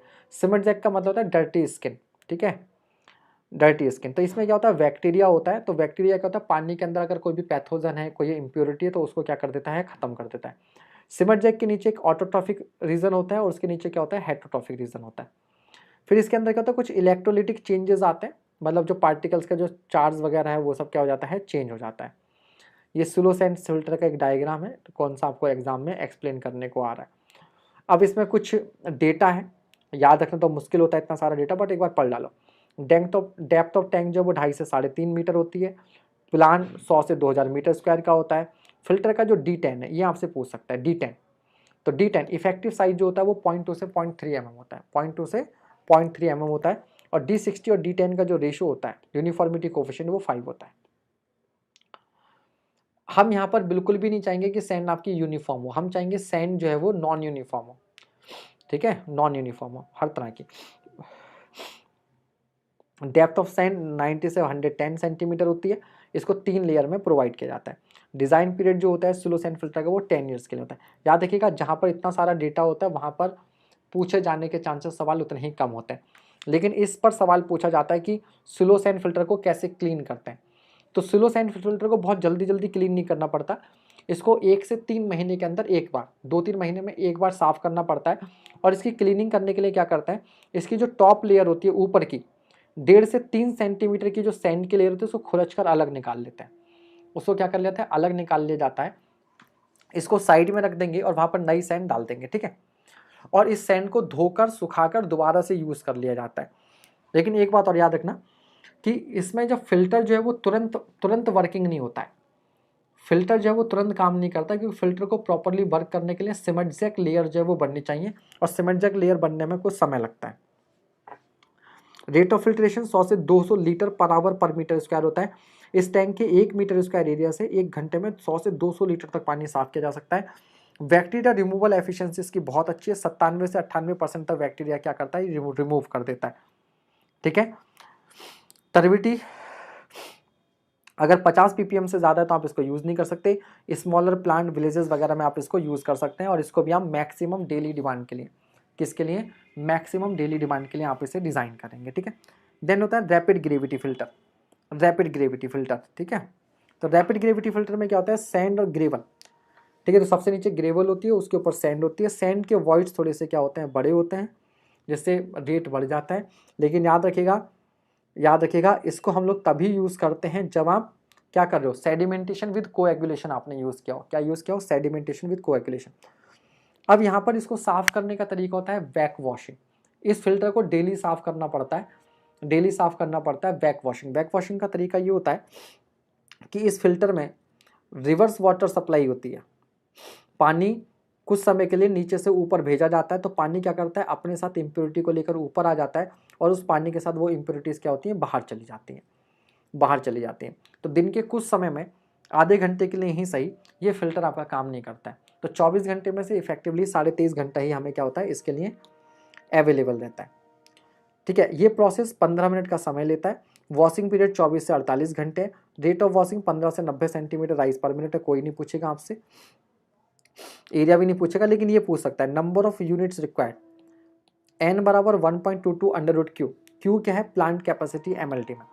तो अगर आपको मिलियन लीटर पर डे में अगर कैपेसिटी आपको मालूम है, तो आपको कितनी इस फिल्टर की यूनिट लगानी पड़ेंगी वो इस फॉर्मूले से आपको मालूम चल जाएगा, ठीक है, मालूम चल जाएगा। बाकी कोई ज़्यादा खास इसमें नहीं है। रैपिड सैंड फिल्टर की कुछ ऑपरेशनल ट्रेबल्स हैं, ये आपसे एग्जाम में सवाल पूछा जाता है, जैसे air binding, mud wall formation, cracking of filter, ठीक है। तो जो डस्ट वगैरह होती है उसकी बॉल जैसी बन जाती हैं, फिल्टर क्रैक करने लगता है, ठीक है, वो सब। इसकी एफिशिएंसी जो होती है वो कम होती है, केवल 80 to 90% होती है। ऑब्वियस सी बात है, जल्दी जल्दी कोई वर्क होगा तो उतना एफिशिएंटली नहीं हो पाएगा। फिर आपके पास आते हैं डुअल मीडिया फिल्टर या मल्टीमीडिया फिल्टर। इनमें एक से ज़्यादा फिल्टरिंग मीडिया जो है वो यूज़ करते हैं, जैसे सैंड के साथ साथ आपने क्या कर लिया, एंथ्रासाइट यूज़ कर लिया। देन कुछ प्रेशर फिल्टर होते हैं, इनमें पानी को प्रेशर के थ्रू क्या किया जाता है, फ्लो करवाया जाता है, ठीक है, फ्लो करवाया जाता है।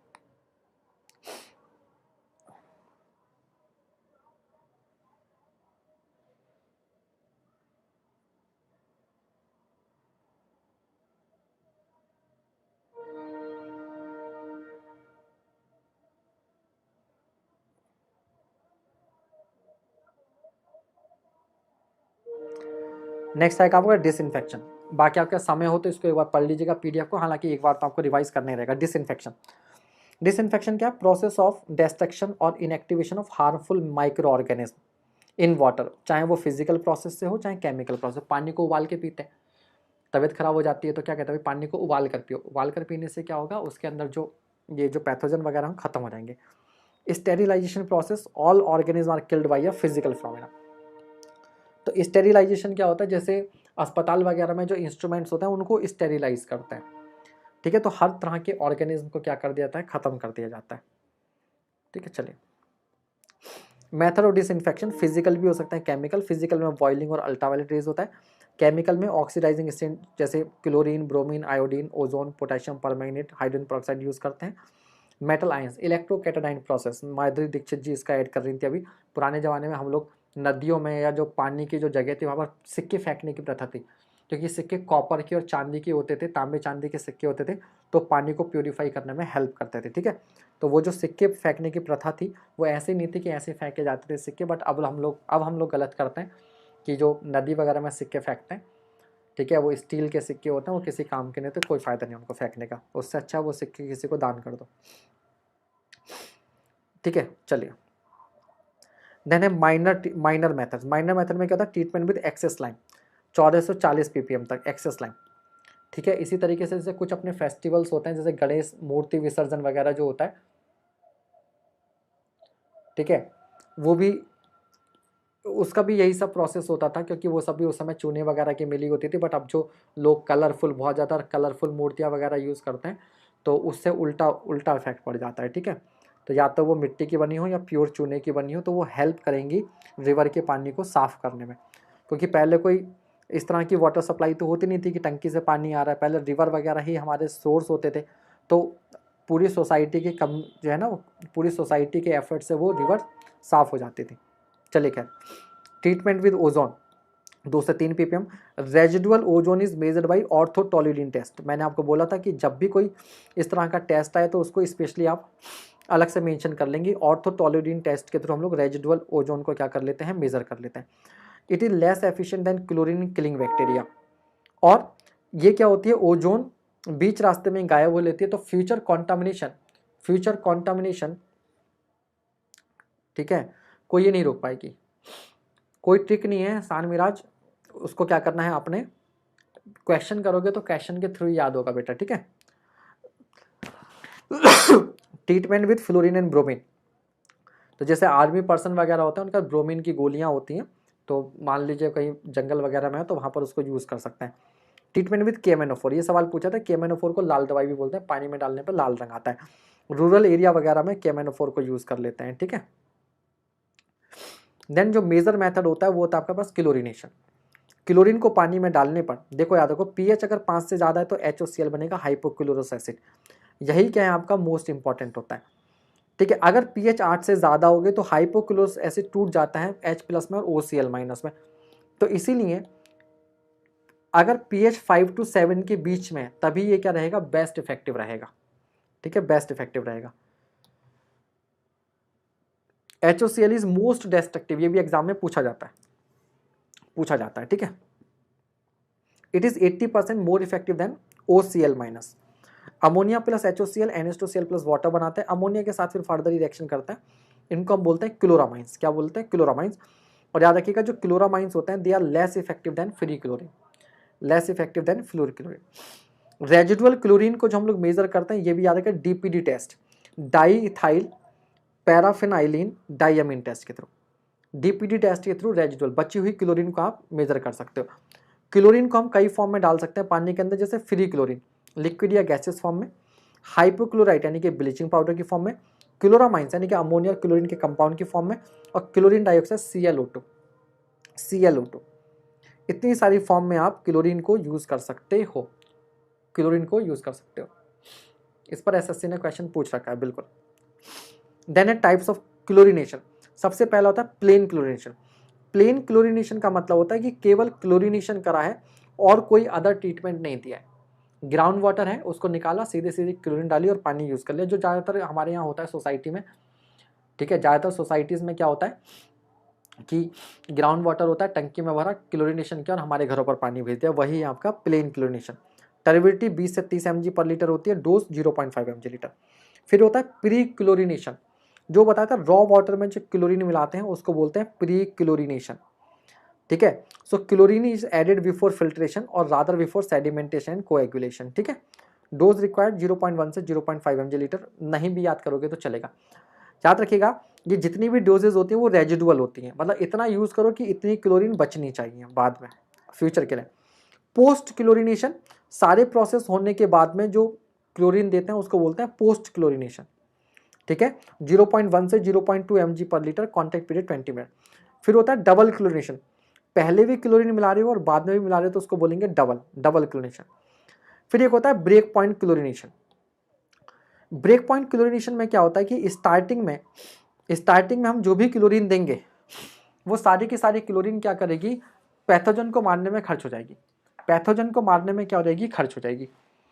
तो जब सारी क्लोरीन पैथोजन को मारने में खर्च हो जाएगी तो रेजिडुअल क्लोरीन, पानी के अंदर कोई भी रेजिडुअल क्लोरीन बचेगी नहीं, क्योंकि जितनी भी हम क्लोरीन दे रहे हैं वो खत्म हो जा रही है। फिर थोड़े टाइम बाद में क्या होगा, जब सारा पैथोजन खत्म हो जाएगा तो क्लोरीन क्या होगा, बढ़ने लगेगी। इस समय क्लोरीन क्या करेगी, क्लोरो ऑर्गेनिक कंपाउंड बनाती है। ठीक है, क्लोरो ऑर्गेनिक कंपाउंड बनाती है। और इस स्टेज के बाद में फिर क्या करेगी, क्लोरीन ऑर्गेनिक कंपाउंड्स को खत्म करने लगती है। और इस प्रोसेस में क्या होता है, आपकी क्लोरीन फिर से डिक्रीज करती है। डिक्रीज करने के बाद में जब सारा ऑर्गेनिक कंपाउंड भी खत्म हो जाता है तो उसके बाद फिर से इसकी वैल्यू क्या होती है, बढ़ने लगती है। तो ये जो पॉइंट होता है जहां पर पहले क्लोरीन बढ़ेगी और फिर घटकर अपनी मिनिमम वैल्यू पर पहुंचेगी और फिर बढ़ने लगेगी, इसको बोलते हैं break point chlorination. Break point, ठीक है, ब्रेक पॉइंट। तो स्टार्टिंग में क्या होता है, आपका जो पैथोजन है वो खत्म होते हैं और बाद में फिर पानी के अंदर जो ऑर्गेनिक कंपाउंड्स है वो खत्म होता है। तो इंपॉर्टेंट क्या है, chlorine residue is measure by DPD test. Chlorine is added beyond break point to ensure a residual of 0.2 से 0.3 mg पर litre. The difference of applied chlorine and residual chlorine beyond break point is called chlorine demand of water. ठीक है, अब एक आता है super chlorination. Super chlorination ये क्या होता है, जब कहीं पर बहुत ज़्यादा हैजा वैजा इस तरह की जो वाटर बॉर्न डिसीज होती है, कोई महामारी फैल जाती है, तब हमें बहुत ज़्यादा क्लोरीन देनी पड़ती है, 5 से 15 mg पर लीटर तक एपिडेमिक के दौरान। लेकिन इसमें क्या होता है, फिर बहुत सारी क्लोरीन बची रह जाती है और क्लोरीन की वजह से पानी के अंदर कड़वापन आ जाता है, आप पानी को पी नहीं सकते, तो हमें डी क्लोरीनेटिक एजेंट यूज़ करने पड़ते हैं, जैसे सोडियम थायोसल्फाइड, हाइपो भी बोलते हैं उसको, हाइपो सबसे सस्ता होता है। एक्टिवेटेड कार्बन भी यूज़ कर सकते हो, सल्फर डाइऑक्साइड भी यूज़ कर सकते हो। ठीक है, फिर एक टेस्ट करना है कि बची हुई क्लोरीन पानी के अंदर जो है कि कितना अमाउंट बचा हुआ रह गया, तो उसके लिए ऑर्थोटोलिडीन टेस्ट कर सकते हैं, डीपीडी टेस्ट कर सकते हैं, क्लोरोटेक्स टेस्ट यूज़ कर सकते हैं, स्टारचोइडा, ये चारों टेस्ट हम लोग इसके लिए क्या कर सकते हैं, यूज़। इनमें से याद रखिएगा, जो ऑर्थोटोलिडीन टेस्ट होता है ये ओजोन के लिए भी होता है, ये ओजोन के लिए भी होता है, दोनों के लिए कॉमन टेस्ट है। ठीक है, इसी बात पर थोड़ा सा पानी पी लिया जाए एक घूंट, फिर आगे बढ़ता है।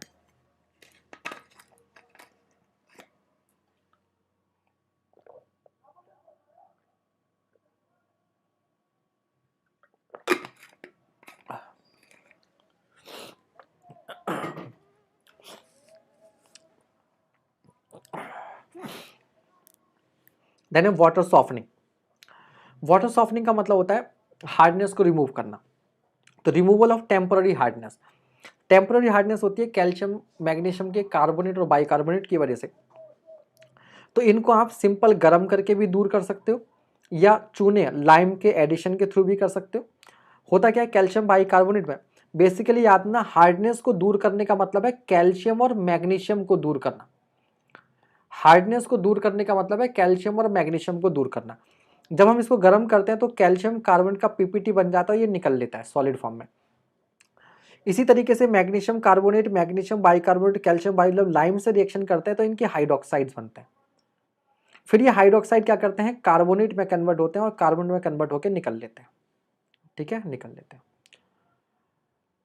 फिर होता है परमानेंट हार्डनेस। परमानेंट हार्डनेस किसकी वजह से होती है, तो परमानेंट हार्डनेस होती है आपके पास क्लोराइड सल्फेट की वजह से, क्लोराइड और सल्फेट की वजह से। ठीक है,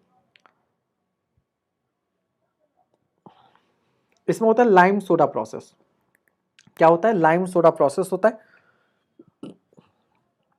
तो पहले तो इनकी रिएक्शन करेंगे कैल्शियम हाइड्रोक्साइड की वजह से, ये अपने हाइड्रोक्साइड में बन जाएंगे और हाइड्रोक्साइड में कन्वर्ट होने के बाद में, ठीक है, जैसे MgCl2 था, कैल्शियम हाइड्रोक्साइड से रिएक्ट करेगा, CaCl2 बनेगा और ये MgOH वोल्टेज तली में बैठ जाएगा और कैल्शियम कार्बोनेट बाद में किस में कन्वर्ट हो जाएगा, आपके पास कैल्शियम क्लोराइड कैल्शियम कार्बोनेट में कन्वर्ट हो जाएगा। ठीक है, देखो calcium chloride, calcium sulphate, calcium nitrate, ये सोडियम कार्बोनेट से रिएक्शन करके सब कार्बन में बैठकर निकल जाएंगे। तो सोडा लाइम, पहले लाइम के साथ रिएक्शन करेंगे कैल्शियम हाइड्रोक्साइड के और फिर बाद में सोडियम कार्बोनेट के। तो पहले तो क्या करेगा, कैल्शियम मैग्नीशियम को भगाएगा और फिर कैल्शियम को कौन भगाएगा, सोडियम कार्बोनेट।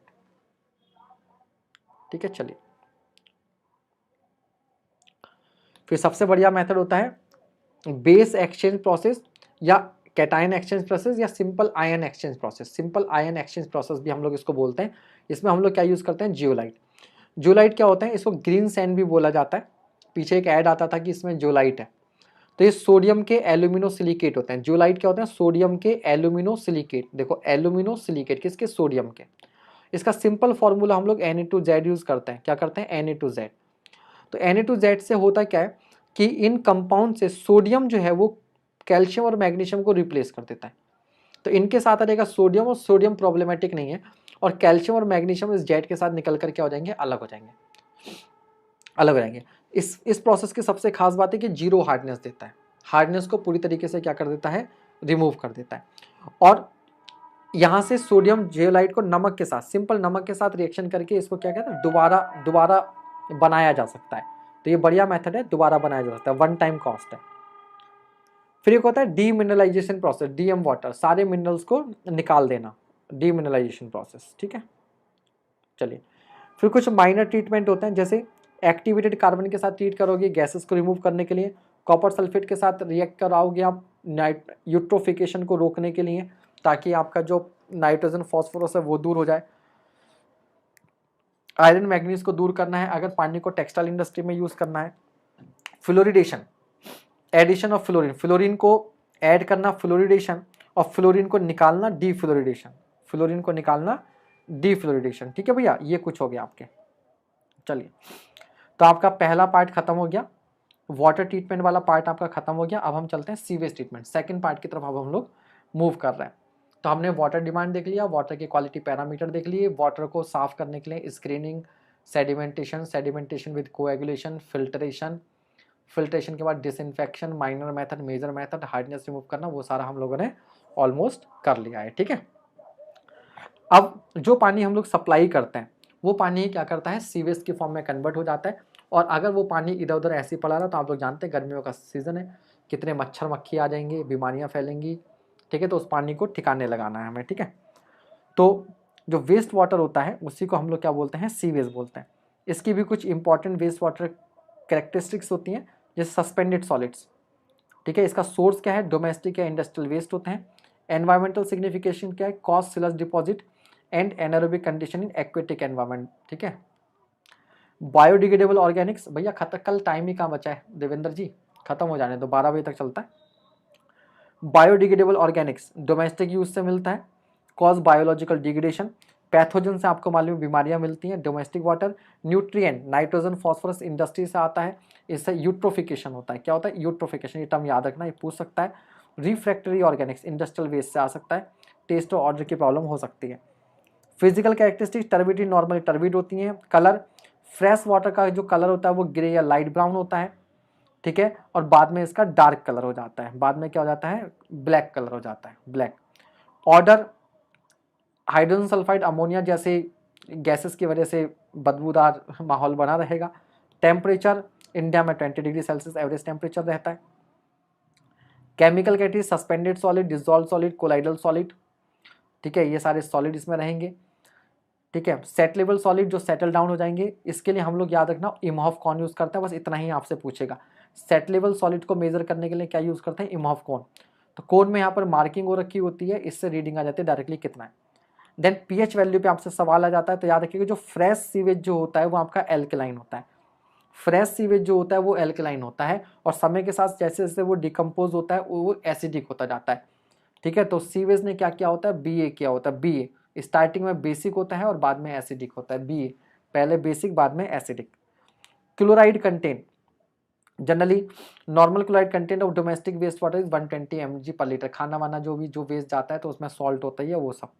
इसको कैसे मेजर करते हैं, अगेन सिल्वर नाइट्रेट K2CrO4 की वजह से। नाइट्रोजन कंटेंट ऑलरेडी आपको सब पीछे बता ही दिया है। Presence of fats, oil and grease कैसे जाएंगे आपको मालूम है, इसके अंदर किचन वेस्ट वगैरह होगा तो भैया ये सब रहेगा ही। मैकेनिक शॉप वगैरह होती है वहाँ से ग्रीस वगैरह पहुँच जाता है। Then sulphide, sulphates and hydrogen sulphide, जब भी ऑर्गेनिक कंपाउंड ब्रेक होते हैं उनके अंदर कोई सल्फर होता है तो हाइड्रोजन सल्फाइड मिल जाती है। डिसॉल्व्ड ऑक्सीजन, DO, घुली हुई ऑक्सीजन। तो घुली हुई ऑक्सीजन क्या होती है, DO बहुत कम होती है। DO कंटेंट कम होता है क्योंकि बैक्टीरिया उसको क्या करता है, यूज करता रहता है। डीओ कंटेंट को हम लोग किससे मेजर करते हैं? विंकलर मेथड से, याद रखिएगा विंकलर मेथड से, ठीक है। केमिकल ऑक्सीजन डिमांड सीओडी क्या होती है? सीओडी अब ये याद रखना, यहां से इंपॉर्टेंट आपका स्टार्ट हो रहा है COD. COD is the measure of organic matter of waste water, both biodegradable and non biodegradable. Biodegradable क्या होता है? जिसको बैक्टीरिया तोड़ देता है। नॉन बायोडिग्रेडेबल क्या होता है? जिसको बैक्टीरिया नहीं तोड़ पाता है। तो दोनों तरह का जो कंटेंट होगा उसको किसके थ्रू मेजर करेंगे? सीओडी। केमिकल ऑक्सीजन डिमांड में दोनों आते हैं। Measure by using a strong chemical oxidising agent, जैसे पोटेशियम डाइक्रोमेट, ठीक है, इन सल्फ्यूरिक एसिड, ठीक है। टोटल सीओडी में से अगर मैं बीओडी 5 को माइनस कर दूंगा तो नॉन बायोडिग्रेडेबल मिल जाएगा, है ना, non bio. Theoretical oxygen demand जो होती है ये क्या होती है? थ्योरेटिकल, तो जो भी हमारे पास फॉर्मूला, जैसे मान लीजिए मीथेन है, तो मीथेन को ऑक्सीडाइज करने के लिए हम क्या करेंगे? इसकी इक्वेशन लिखेंगे, केमिकल रिएक्शन, और केमिकल रिएक्शन लिखने से इसके फॉर्मूले के अकॉर्डिंग हम लोग क्या करेंगे? थ्योरेटिकली कैलकुलेट करेंगे। तो जो ऑक्सीजन थ्योरेटिकली कैलकुलेट होती है वो होती है थ्योरेटिकली ऑक्सीजन डिमांड। तो थ्योरेटिकली ऑक्सीजन डिमांड सबसे ज्यादा होती है, ठीक है। देन आपके पास होती है सीओडी, देन होती है बीओडी, और सबसे कम होता है टीओसी। टीओसी क्या होता है? ये होता है टोटल ऑर्गेनिक कार्बन। तरीका वही होता है। अब आप ये बता दो कि मीथेन को तोड़ने के लिए कितनी ऑक्सीजन चाहिए। यार एक रूम में, मैंने कहा एक रूम में टोटल नंबर ऑफ हैंड्स जो है वो 2 है, 20 है। टोटल नंबर ऑफ हैंड्स 20, और भगवान की दुआ से सबके दो दो हाथ हैं, कोई भी बेचारा दिव्यांग नहीं है, ठीक है। तो कितने पर्सन है? आप कहोगे सर 10 लोग हैं क्योंकि 20 हाथ है। मैं कहूं वहां पर हेड जो सिर है वो 10 है, तो कोई भी रावण तो वहां पर है नहीं कि 10 सिर वाला, ठीक है। तो ठीक है, तो टोटल हेड 10 है, इसका मतलब वो भी क्या है? 10 लोग हैं। तो जो हैंड्स के टर्म में बता रहे हो यानी कि वो ऑक्सीजन के टर्म में, उसका मतलब भी वही है, और कार्बन के टर्म में बताएं तो उसका मतलब भी वही है। दोनों का मतलब सेम होता है, लेकिन कार्बन का वेट क्योंकि कम होता है इसलिए ऑन पेपर टीओसी की वैल्यू कम आती है। तो याद रखिएगा टीओसी भी उतना ही कंपाउंड बता रहा है जितना टीएचओडी, लेकिन इसको मेजर करने का तरीका अलग है, इस वजह से इस बेचारे की वैल्यू सबसे कम आ जाती है। इसकी वैल्यू क्या आ जाती है? सबसे कम आ जाती है। अब समझिए यहाँ पे स्टार्टिंग से चलते हैं हम लोग, बायोकेमिकल ऑक्सीजन डिमांड। तो सबसे पहले तो बीओडी की जो फुल फॉर्म होती है वो बायोलॉजिकल ऑक्सीजन डिमांड नहीं होती, होती है बायोकेमिकल ऑक्सीजन डिमांड, ठीक है। ये क्या होती है? Oxygen demand of waste water, ठीक है, वेस्ट वाटर, क्या कहिए? Oxygen demand for biodegradable substances present in the waste water, जिनका जो बायोडिग्रेडेबल है, ठीक है। तो जो एरोबिक बैक्टीरिया होता है, एरोबिक बैक्टीरिया क्या होता है? In presence of oxygen work करता है। 3 तरह का बैक्टीरिया होता है, aerobic, anaerobic and facultative. Aerobic oxygen की प्रेजेंस में वर्क करता है, एनारोबिक एब्सेंस में वर्क करता है, फैकल्टेटिव कहता है ऑक्सीजन हो तो भी चलेगा, नहीं है तो भी चलेगा, ठीक है। चलिए, तो कार्बोनेसियस ऑर्गेनिक कंपाउंड है इसके लिए, ऑक्सीडाइजिंग नाइट्रोजन के लिए, और केमिकल रिड्यूसिंग कंपाउंड। बीओडी या बीओडी 5 को कैलकुलेट करने का तरीका बड़ा सिंपल सा होता है, dissolved oxygen consumed in test by diluted sample. कैसे निकालते हैं इसको? तो ये होता है volume of the diluted sample upon volume of the, चलो इसको मैंने आगे किया होगा, हाँ ये क्या हुआ है, ये फॉर्मूला होता है। बीओडी 5 का मतलब होता है शुरू के 5 दिन में, बीओडी 5 का मतलब होता है शुरू के 5 दिन में डिकम्पोजिशन के लिए कितनी ऑक्सीजन चाहिए, और ये होता है delta DO, change in oxygen, dissolved oxygen, या कहिए O2 consumed in 5 days into dilution factor. Dilution factor का मतलब होता है volume of mixture upon volume of waste water.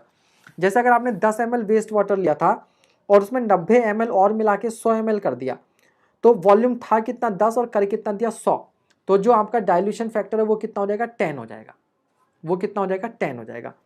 और कितना चेंज आया? तो इनिशियल मान लीजिए 10 mg पर लीटर थी ऑक्सीजन, बाद में चेक किया तो 2 mg पर लीटर बची, तो कंज्यूम कितनी होगी? 8। तो 8 गुना डाइल्यूशन फैक्टर कर देंगे तो बीओडी 5 आ जाएगा, ठीक है। अब ध्यान दीजिएगा कि जो मिक्सचर है, मिक्सचर में मान लीजिए आपका जो सीवेज सैंपल था उसका वॉल्यूम V1 था, और उसकी जो डिसॉल्व्ड ऑक्सीजन थी वो X1 थी, और इसमें जो पानी मिलाया जिसका वॉल्यूम V2 मिलाया उसकी जो डिसॉल्व्ड ऑक्सीजन थी वो X2 थी। तो मिक्सचर की जो इनिशियल डिसॉल्व्ड ऑक्सीजन मिलेगी वो कैसे मिलेगी, x1v1 plus x2v2 upon v1 plus v2 से। तो या तो आपको डायरेक्टली इनिशियल DO दी होगी और नहीं तो आपको DO इस फॉर्मूले से क्या करनी पड़ेगी, कैलकुलेट करनी पड़ेगी। इस फॉर्मूले से क्या करनी पड़ेगी, कैलकुलेट करनी पड़ेगी इनिशियल। ठीक है, इस तरह से आप इसको कर सकते हैं। What is BOD5? तो it is oxygen required for first 5 days, इसी को हम लोग स्टैंडर्ड BOD भी बोलते हैं। और एक होता है अल्टीमेट BOD। अल्टीमेट BOD क्या होती है, और देखो टेम्परेचर होता है 20 डिग्री सेल्सियस। अल्टीमेट BOD होता है टोटल जितनी ऑक्सीजन चाहिए, टोटल, ठीक है, टोटल, वो आपका अल्टीमेट BOD हो जाता है। जैसे जैसे टेम्परेचर बढ़ता है BOD5 बढ़ेगी, जैसे जैसे टेम्परेचर बढ़ेगा BOD5 बढ़ेगा, क्योंकि टेम्परेचर बढ़ता है तो केमिकल रिएक्शन फास्ट होते हैं, शुरू के 5 दिन में ज्यादा ऑक्सीजन लगेगी।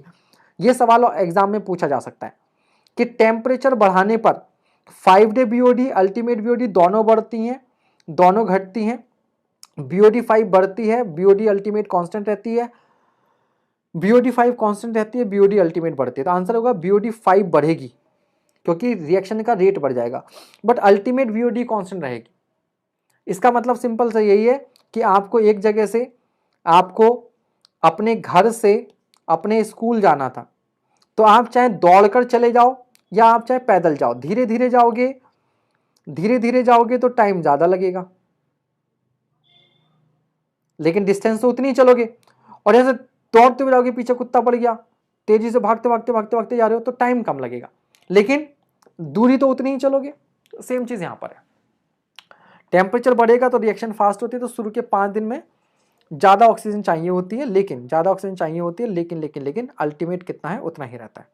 ठीक है, उतना ही रहता है। चलिए,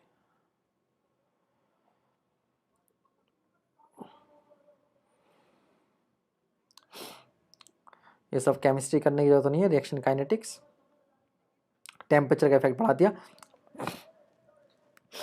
अब देखिए, किसी भी रिएक्शन को करने के लिए उसका एक रिएक्शन कांस्टेंट होता है, रेट कांस्टेंट के। तो हमारे पास ये जो रेट कांस्टेंट होता है उसका बोलता है डीऑक्सीजनेशन कांस्टेंट, डीऑक्सीजनेशन कांस्टेंट। ये जो डीऑक्सीजनेशन कांस्टेंट है हमें 20 डिग्री सेल्सियस पर दिया होता है। अगर किसी और टेम्परेचर पर चाहिए होगा तो ये KD बराबर होता है KD at 20 degree Celsius into 1.047 की पावर T-20। यहां से आप निकाल सकते हैं। नॉर्मल रेंज ऑफ BOD जो होती है वो म्यूनिसिपल सीवेज के लिए वो 200 से 500 mg पर लीटर तक होती है। ठीक है, चलिए, ये सब आपने कुछ नहीं करना। अब एक टर्म होती है पॉपुलेशन इक्विवेलेंट, ये आपसे पूछी जा सकती है। पॉपुलेशन इक्विवेलेंट, पॉपुलेशन इक्विवेलेंट क्या होता है कि किसी इंडस्ट्री से हमें कुछ डिस्चार्ज मिलता है, किसी इंडस्ट्री से हमें क्या मिलता है, कुछ डिस्चार्ज मिलता है, Q लीटर पानी एक दिन में मिलता है, और इस इंडस्ट्री के एक लीटर पानी में y ग्राम BOD है। ठीक है, हमने क्या बोला, हमने कहा कि इंडस्ट्री से एक दिन में Q लीटर पानी मिलता है और 1 लीटर में y ग्राम BOD है। BOD मतलब पॉल्यूशन, वेस्ट। ठीक है, जितना ज्यादा BOD, ठीक है, मान लो आप सुबह से शाम में घर लौटे और आप खाना खाए जा रहे हो, मतलब बहुत भूख लग रही है, सुबह से कुछ नहीं खाया, और आप घर आए लेकिन आपने 1 या 2 ही रोटी खाई, जबकि पूरा दिन घर से बाहर थे, इसका बेटा पेट भरा हुआ, बाहर से खा के आए हो। तो सेम चीज है, जितनी ज्यादा ऑक्सीजन की डिमांड है मतलब उतना ज्यादा वहां पर क्या है, वेस्ट है। ठीक है,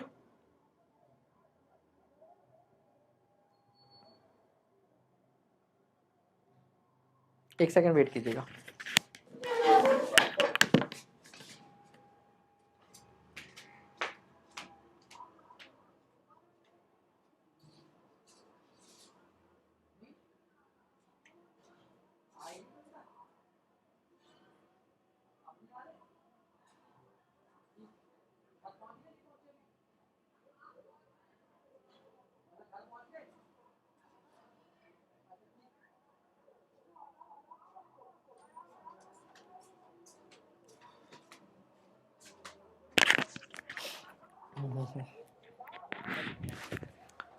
चलिए, तो पॉपुलेशन इक्विवेलेंट की हम लोग बात कर रहे थे, तो मैंने कहा कि जो इंडस्ट्री से जो डिस्चार्ज आ रहा है वो लीटर पर डे में आ रहा है, और 1 लीटर में y ग्राम BOD है, तो Q लीटर में कितनी होगी, Q इंटू y। तो Q इंटू y ग्राम टोटल BOD हमारे पास हो जाएगी, क्या हो जाएगी, इतनी BOD हो जाएगी।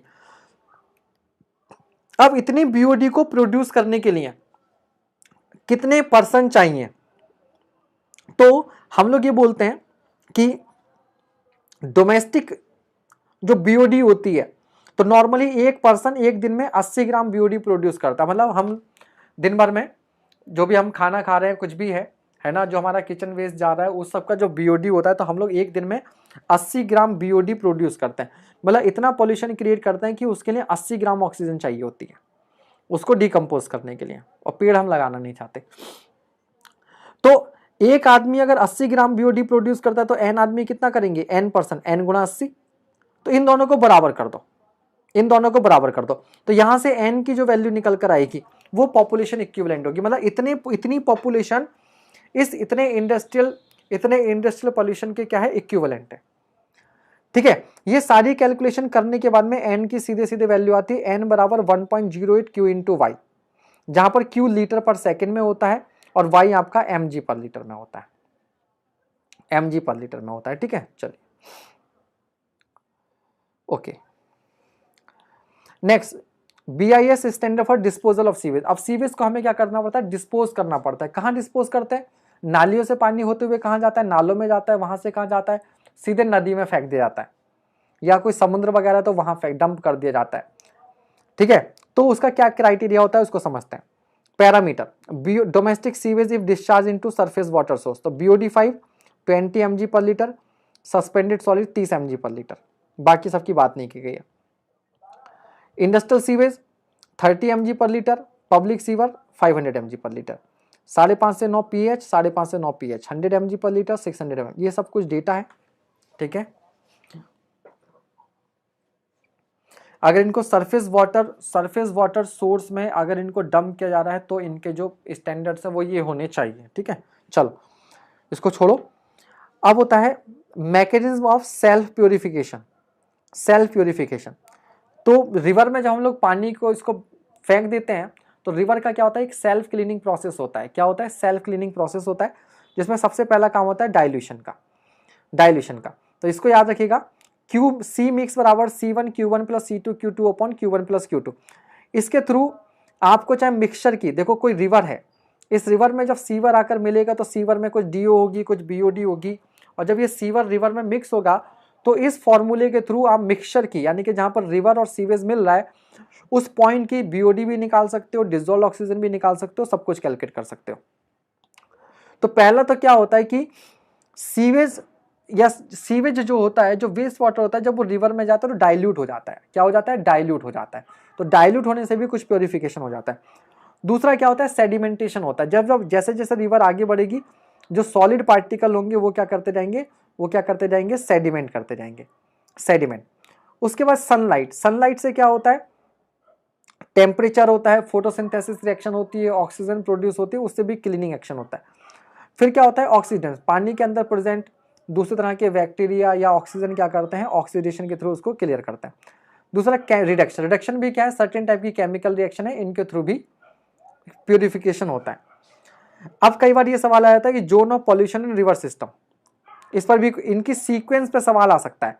सीक्वेंस, तो देखो सबसे पहले क्या होता है, आपके पास क्लियर वाटर होता है, आपके पास क्या है, कहीं पर क्लियर वाटर है, उस क्लियर वाटर में सीवेज आकर मिला, सीवेज आके मिलने से रिवर हो गई पॉल्यूट होने की वजह से क्या होगा, इसके अंदर पहले इतनी सैचुरेशन डी होती, इतनी डिसॉल्व्ड ऑक्सीजन थी, तो यहां से बाद में क्या होता है, डिसॉल्व्ड ऑक्सीजन घटने लगती है और घटते घटते कहां पहुंच जाती है, 40% ऑफ DO, या ठीक है, या इसको बोलते हैं 4 ppm। कितना, 4 ppm, ये वैल्यू होती है 4 ppm, यहां तक आ गई तो इसको बोलते हैं जोन ऑफ डिग्रेडेशन। ये क्या हो गया, जोन ऑफ डिग्रेडेशन हो गया। इसके बाद अगर DO और कम हो गई तो इसको बोलते हैं जोन ऑफ एक्टिव डिकम्पोजिशन। ठीक है, जोन ऑफ एक्टिव डिकम्पोजिशन। यहां तक अब सारा पैथोजन खत्म हो गया। ठीक है, अब रिवर साफ हो चुकी है, होने वाली है, तो अब इसमें डिसॉल्व ऑक्सीजन क्या होती है, बढ़ना स्टार्ट करती है, यानी कि अब रिवर क्या कर रही है, खुद को रिकवर कर रही है, जो ऑक्सीजन कम हो गई थी उसको पूरा कर रही है। तो जोन ऑफ रिकवरी, और फिर से ऑक्सीजन क्या आ जाती है, अपने इनिशियल लेवल पे आ जाती है। तो मान लो यहाँ पर कोई रिवर आ रही थी पीछे से, यहाँ पर कोई गांव वगैरह आया, कोई कॉलोनी आई, ठीक है, फिर यहाँ तक ये रिकवर की, फिर यहाँ तक साफ हो गया, फिर आगे कोई कॉलोनी वगैरह आएगी, फिर यही सब चलता रहता है, ठीक है। तो सबसे पहले zone of degradation, then active decomposition, then recovery, then clean water. तो आप इसको ऐसे याद रख सकते हो, D A D, dead, dead clever, ठीक है, डेड जो है भैया क्लेवर है, clever dead clever.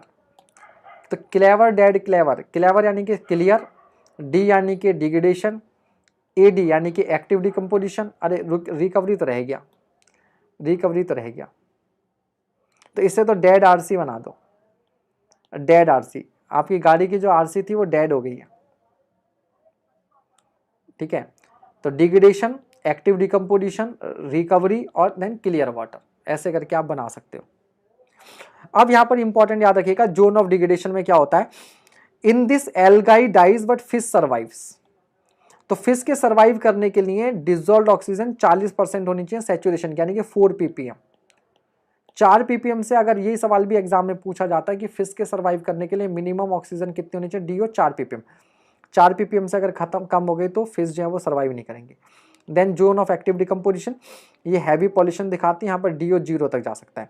Then zone of recovery, 40% से ऑक्सीजन बढ़ना शुरू करती है, और जब दोबारा से क्लियर वाटर, लेकिन यहाँ पर एक बात है कि DO आपकी सैचुरेशन लेवल पर पहुंच गई है, लेकिन हो सकता है पानी के अंदर भी पैथोजन हो, तो इस पानी को डायरेक्टली यूज़ नहीं करेंगे, इसका क्या करेंगे, डिसइंफेक्शन करेंगे, इसका क्या करेंगे, डिसइंफेक्शन करेंगे, ठीक है, डिसइंफेक्शन। ये सब आपने नहीं पढ़ना है, ये सब भी नहीं पढ़ना है,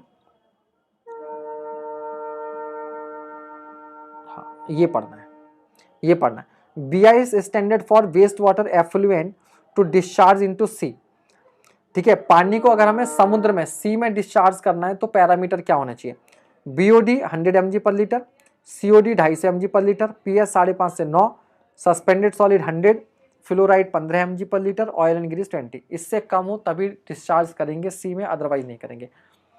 फिर एक होता है सीवेज फार्मिंग, कुछ जगह पर क्या होता है, सीवेज में बहुत सारे ये नाइट्रोजन फॉस्फोरस वगैरह भी होते हैं, तो सीवेज को खेती के लिए भी यूज़ कर लेते हैं, ठीक है, सीवेज को खेती के लिए भी यूज़ कर लेते हैं, बट उससे एक समस्या हो जाती है, एक सिचुएशन क्रिएट होती है, सीवेज सिकनेस। सीवेज सिकनेस क्या होता है कि जिस मिट्टी पर इस सीवेज को फेंका जाता है उस मिट्टी के पोर्स बंद हो जाते हैं, तो फिल्ट्रेशन प्रोसेस रुक जाता है, फिर वहाँ पर ये जो है वो जब ये ऊपर सीवेज पड़ा रहता है तो फिर वहाँ पे मक्खियाँ मच्छर ये सब पैदा होने लगते हैं, दिक्कत हो जाती है, ठीक है।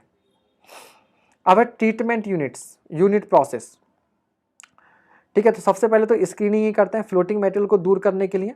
अब बस इतना ध्यान रखना जितना जितना बताते जाएं। ग्रिड चैम्बर, ग्रिड चैम्बर किस लिए यूज होता है, बस इतना ध्यान रखना, ग्रिड चैम्बर का क्या काम होता है कि सीवेज के अंदर जो इनऑर्गेनिक पार्टिकल, बजरी गिट्टी ये सब नहीं होते, ग्रिट, उसको ग्रिड बोलते हैं, उसको दूर करने के लिए। डिजाइन क्राइटेरिया आपने कुछ भी यूज नहीं करना। डेट्रिटस टैंक क्या होता है कि थोड़े से और छोटे फाइनर इनऑर्गेनिक पार्टिकल होते हैं, इनको रिमूव करने के लिए होता है। देखो इनऑर्गेनिक पार्टिकल से हमें कोई दिक्कत नहीं है, इसलिए इनऑर्गेनिक पार्टिकल को पहले ही रिमूव कर दिया जाता है। मेन दिक्कत होती है ऑर्गेनिक पार्टिकल की वजह से। किसकी वजह से, ऑर्गेनिक से। तो ग्रिड चैम्बर और डेट्रिटस दोनों का सेम काम है, बस ग्रिड चैम्बर में थोड़े से बड़े पार्टिकल हटाए जाते हैं, डेट्रिटस में थोड़े छोटे। फिर होता है स्किमिंग टैंक। स्किमिंग टैंक किसने होता है कि साबुन, ऑयल, ग्रीस, इस तरह की जो चीज़ें होती हैं ये पानी के ऊपर आ जाती हैं और पानी का कांटेक्ट ऑक्सीजन से ख़त्म कर देती हैं। इनको रिमूव करने के लिए इसको सेडिमेंटेशन टैंक से पहले लगाया जाता है, ठीक है। और इसके अंदर भी सेडिमेंटेशन टैंक लगा होता है, ठीक है। सेकंड, ठीक है, सेडिमेंटेशन विद कोएगुलेशन यहाँ पर नहीं किया जाता है, यहाँ पर नहीं किया जाता है। फिर इसमें सेकेंडरी ट्रीटमेंट सिस्टम आता है जिसमें होता है बायोलॉजिकल ट्रीटमेंट। बायोलॉजिकल ट्रीटमेंट में क्या होता है, बैक्टीरिया के थ्रू ऑर्गेनिक कंपाउंड को तोड़ा जाता है। इसमें 3 चीज़ें होती हैं, एरोबिक ट्रीटमेंट भी होता है और एनारोबिक भी होता है। एरोबिक के बेसिस पर होता है आपके पास trickling filter, activated sludge process and oxidation pond. ये भी 2 तरह के होते हैं, attached growth system and suspended growth system. Anaerobic के बेसिस पर होता है septic tank, Imhoff tank, UASB upflow anaerobic sludge reactor. ये आपसे पूछ सकता है एग्जाम में कि सेप्टिक टैंक या इमॉफ टैंक किस पर बेस्ड करता है, तो एनारोबिक बैक्टीरिया। क्या होता है, एनारोबिक बैक्टीरिया, ठीक है। चलिए अब standard rate trickling filter. Trickling filter में क्या होता है कि इस तरह से पत्थर वगैरह का एक ये पत्थर वगैरह पड़े होते हैं, ठीक है, और इनके ऊपर सीवेज को क्या कहता है, चारों तरफ से इसके ऊपर सीवेज को गिराया जाएगा। तो जो ग्रेवल होगी उस वहाँ पर क्या होता है, बैक्टीरिया की एक लेयर बन जाती है, एक लेयर अटैच हो जाती है, और उस बैक्टीरिया में से होकर जब ये वेस्ट वाटर जाता है तो बैक्टीरिया क्या करता है, इसके अंदर के ऑर्गेनिक कंपाउंड को क्या करता है, ब्रेक करता है अटैच ग्रोथ सिस्टम। इसकी ऑपरेशनल ट्रेवल आपसे पूछ सकता है, तो फिल्टर मीडिया पॉन्डिंग एंड क्लॉगिंग। तो फिल्टर मीडिया के पोर्ट्स अगर बंद हो जाएंगे, फिल्टर मीडिया के पोर्ट्स अगर बंद हो जाएंगे तो वाटर इसमें से या जो सीवेज है इसमें से पास होना बंद कर देगा। एक्सेसिव फ्लाई ब्रीडिंग, बहुत सारी मक्खियाँ वगैरह जो यहाँ पर पैदा हो जाती हैं, एंड देन ऑर्डर, बदबू वगैरह, ठीक है। बाकी सबका ये सब डेटा है, नो नीड टू रिमेंबर, सब डिजाइन में ही काम आता है, ठीक है। बस इतना याद रखना है कि स्टैंडर्ड रेट ट्रिकलिंग फिल्टर या जो सिंपल ट्रिकलिंग फिल्टर जो होता है वो आपका एक अटैच्ड ग्रोथ सिस्टम है, वो आपका क्या है, अटैच्ड ग्रोथ सिस्टम है।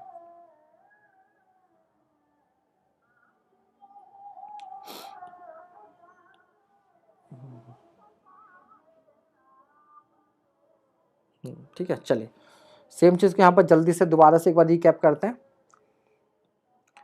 ये हो ही गया आपका,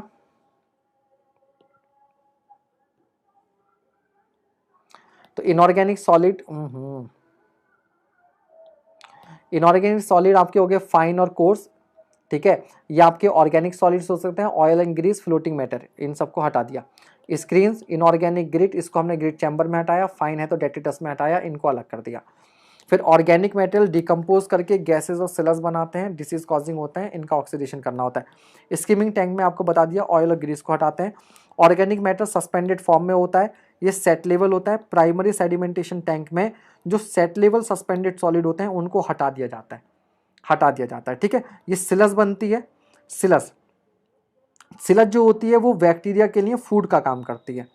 सिलस जो होती है वो बैक्टीरिया के लिए किसका काम करती है, फूड का काम करती है।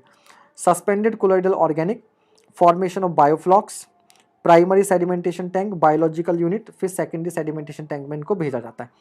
जो बायोलॉजिकल यूनिट होती है दो तरह की होती है, अटैच ग्रोथ सिस्टम जैसे trickling filter, and suspended growth system जैसे एक्टिवेटेड सिलस प्रोसेस। तो ये भी आपसे एग्जाम में सवाल पूछ सकता है कि ट्रिकलिंग फिल्टर किस तरीके का सिस्टम है, तो अटैच्ड ग्रोथ सिस्टम है, क्योंकि इसका जो मीडियम होता है उसके ऊपर बैक्टीरिया क्या करता है, अटैच हो जाता है, ठीक है।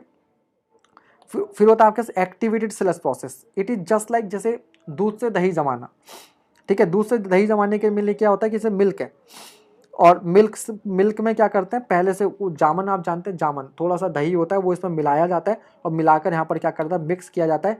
मिक्स करने के बाद में इसको एक बर्तन में रख दिया जाता है। अब इसमें जब कर्ड बन जाती है तो इसमें से कुछ पार्ट को बेचने के लिए आगे भेज देते हैं या कंज्यूम कर लेते हैं, और थोड़े से पार्ट को फिर दोबारा से वापस रिसाइकिल करते हैं, यहाँ पर फिर से मिल्क में मिलाते हैं, और ये प्रोसेस चलता रहता है।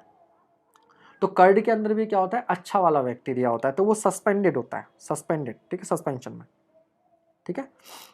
फिर ये जो सेकेंडरी सेडिमेंटेशन टैंक होता है, यहाँ पर सिलज बनती है। सिलज मतलब जो वेस्ट मेटल बॉटम में बैठ जाएगा, इसमें सॉलिड और वाटर होता है। सॉलिड जो होते हैं वो ऑर्गेनिक कंपाउंड होते हैं जो फूड का काम करते हैं बैक्टीरिया के लिए, ठीक है। तो ऑर्गेनिक कंपाउंड कम होगा, बैक्टीरिया जो है वो इसके अंदर बढ़ेगा। इसमें 95% वाटर होता है, 5% सॉलिड होते हैं, 5% क्या होते हैं, सॉलिड होते हैं। फिर जो सिलज होती है उसको थिक करते हैं, सिलज थिक मतलब पानी को कम करते हैं, पानी को कम किया जाता है, उसमें से सुखाया जाता है। इस प्रोसेस में बहुत सारी गैसेस प्रोड्यूस होती हैं, hydrogen sulphide, ammonia, methane, etcetera etcetera, ठीक है। ये एक समरी है केवल, ये दिस इज ए समरी। अब इसी में एक प्रोसेस होता है रोटेटिंग बायोलॉजिकल कॉन्ट्रैक्टर, आरबीसी भी होते हैं। यहाँ पर इस तरह के रोटेटर होते हैं, ये जब घूमते रहते हैं तो क्या होता है कि ये नीचे सीवेज के कांटेक्ट में आते हैं, ऊपर आकर एयर के कांटेक्ट में आते हैं, तो यहाँ से ऑर्गेनिक कंटेंट लेंगे, ऊपर से ऑक्सीजन, और इस तरीके से क्या होता रहता है, ये साफ होते रहते हैं। ये सब हमें नहीं पढ़ना है, ये सब हमें नहीं पढ़ना है, ये भी हमें नहीं पढ़ना है। बस यहाँ पर एक चीज़ हमें पढ़नी थी, वो है सिलस वॉल्यूम इंडेक्स। कहाँ गया सिलस वॉल्यूम इंडेक्स, ये रहा। यहाँ पर एक टर्म ये याद रखना, सिलस वॉल्यूम इंडेक्स, ये आपसे एग्जाम में पूछा जा सकता है। सिलस वॉल्यूम इंडेक्स क्या होता है? सिलस वॉल्यूम इंडेक्स बेसिकली क्या होता है? Sludge volume index is volume in ml upon weight, ठीक है। यानी कि बेसिकली क्या है कि हमारे पास जो सिलस थी, इस सिलस का वॉल्यूम क्या था, VmL था, VmL। और इसको जब हमने इसको सुखाया तो ड्राई करने पर इसका वेट हमें मिला XmG। तो XmG का जो वॉल्यूम था वो VmL था, तो 1 mg का वॉल्यूम कितना होगा, V अपॉन एक्स। तो वॉल्यूम पर mg, वॉल्यूम पर mg। तो अगर ये एस बी सिलज वॉल्यूम इंडेक्स जितना ज़्यादा होता है सिलज उतनी खराब होती है। क्यों? क्योंकि इसका वॉल्यूम बहुत ज़्यादा होता है और इसके अंदर सॉलिड बहुत कम होता है, सॉलिड बहुत कम होता है। ठीक है, तो सिलज वॉल्यूम इंडेक्स आप बड़ी इजीली इस तरीके से क्या कर सकते हैं, कैलकुलेट कर सकते हैं। इसके अलावा कुछ और यूनिट्स होते हैं जैसे ऑक्सीडेशन पॉन्ड्स होते हैं। तो ऑक्सीडेशन पॉन्ड बेसिकली क्या होता है, ये एक सिम्बायोसिस रिलेशन पर होता है। ये बैक्टीरिया एल्गाइल सिम्बायोसिस पर होता है। ये पूछ सकते हैं आपसे ऑक्सीडेशन पॉन्ड में क्या होता है, बैक्टीरियल एल्गल सिम्बायोसिस होती है। सिम्बायोसिस क्या होता है, म्यूचुअल बेनिफिट, म्यूचुअल बेनिफिट। ये जो एल्गाई होती है ये ऑक्सीजन प्रोड्यूस करती है। ऑक्सीजन को कौन लेता है, बैक्टीरिया। और बैक्टीरिया बदले में एल्गाई को क्या प्रोवाइड करता है, फूड प्रोवाइड करता है, फूड प्रोवाइड करता है। ठीक है, ये है।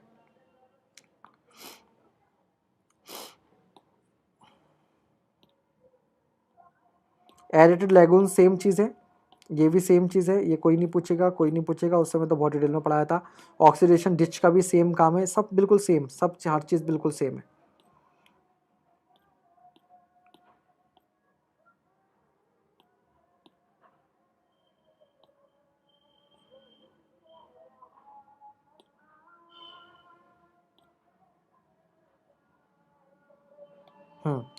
एक ही आपसे पूछा जा सकता है कि जो सिलज डाइजेशन करते हैं उसमें 3 प्रोसेस होते हैं। सबसे पहला होता है हाइड्रोलिसिस। सबसे पहले क्या होती है, हाइड्रोलिसिस, रिएक्शन विद वाटर। फिर होता है फर्मेंटेशन और एसिडोजिनोसिस। तो पहले इसमें क्या होता है, एसिड फॉर्मिंग बैक्टीरिया रिएक्शन करता है। ठीक है, और इसमें जो सॉल्युबल ऑर्गेनिक होता है वो एसिड में और कार्बन डाइऑक्साइड में और हाइड्रोजन गैस में कन्वर्ट होता है। CO2 और H2 बनती है।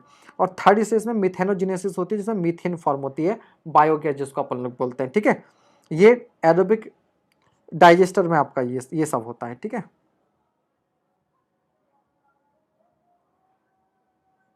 और देख लेता हूँ कुछ और आपके काम का है इसमें तो। और बाकी सेप्टिक टैंक, इमॉफ टैंक, इसमें बस इतना सा ध्यान रखिए, ज़्यादा कुछ नहीं, केवल बस इतना याद रख लीजिए कि ये एनारोबिक यूनिट्स हैं। ये क्या है, एनारोबिक यूनिट है, एनारोबिक बैक्टीरिया पर काम करते हैं। इसके अलावा इसमें आप कुछ मत पढ़िए, इसमें आप कुछ मत पढ़िए। ठीक है,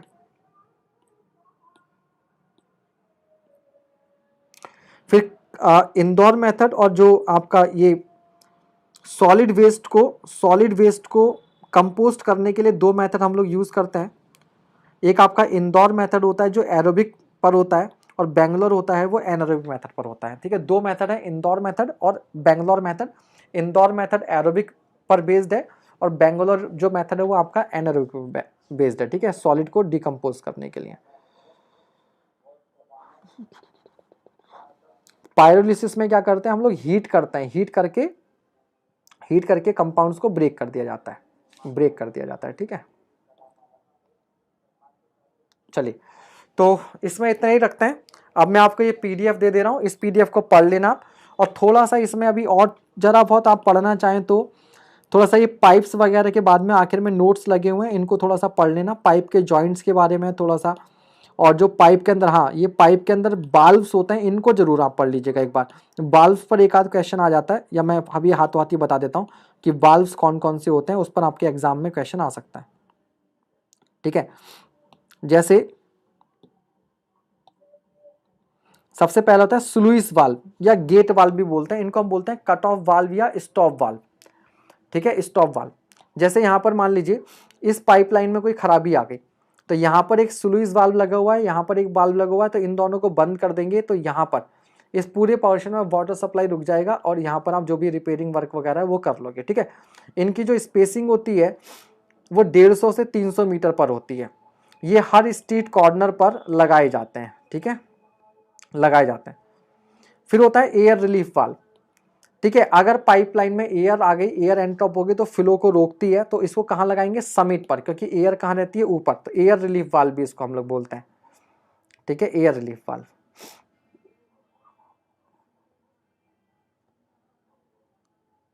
इसके अलावा होता है ब्लो ऑफ वाल्व और ड्रेन वाल्व और स्कावर वाल्व। जो सिल्ट वगैरह पाइप के अंदर आ जाती है उसको निकालने के लिए, तो उसको कहाँ लगाएंगे, लोअर एरिया पर।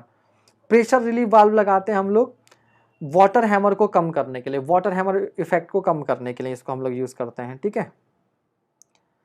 देन एक ये बहुत इंपॉर्टेंट होता है चेक वाल्व और reflux valve, non return valve, ठीक है। ये वाल्व क्यों स्पेशल है, क्योंकि ये पानी को एक साइड में ही फ्लो करने के लिए होता है।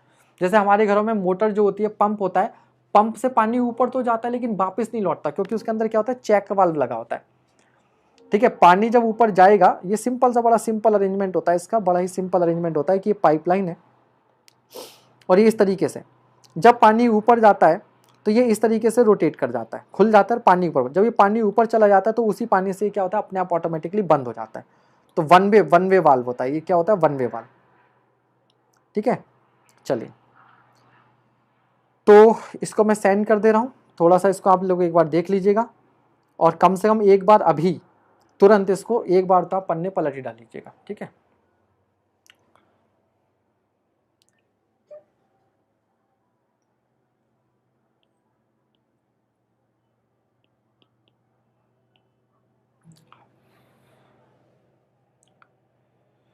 रिवाइज कीजिए, रिवाइज जितना रिवाइज कर सकते हैं, बार बार सारा मन से डर निकाल कर, सब कुछ निकाल कर। अभी भी 2 दिन आपके पास हैं, अभी भी 2 दिन है, कल का और परसों का। कल क्या है, 20 तारीख, परसों है 21 तारीख, 22 को आपका एग्जाम है। 2 दिन आप यही देख लो, 2 दिन में आप चाहो तो खुद से रिवीजन करने पर आ जाओ। तो अभी हमने एनवायरमेंट 10 बजे स्टार्ट किया था और 12 भी बजे नहीं है।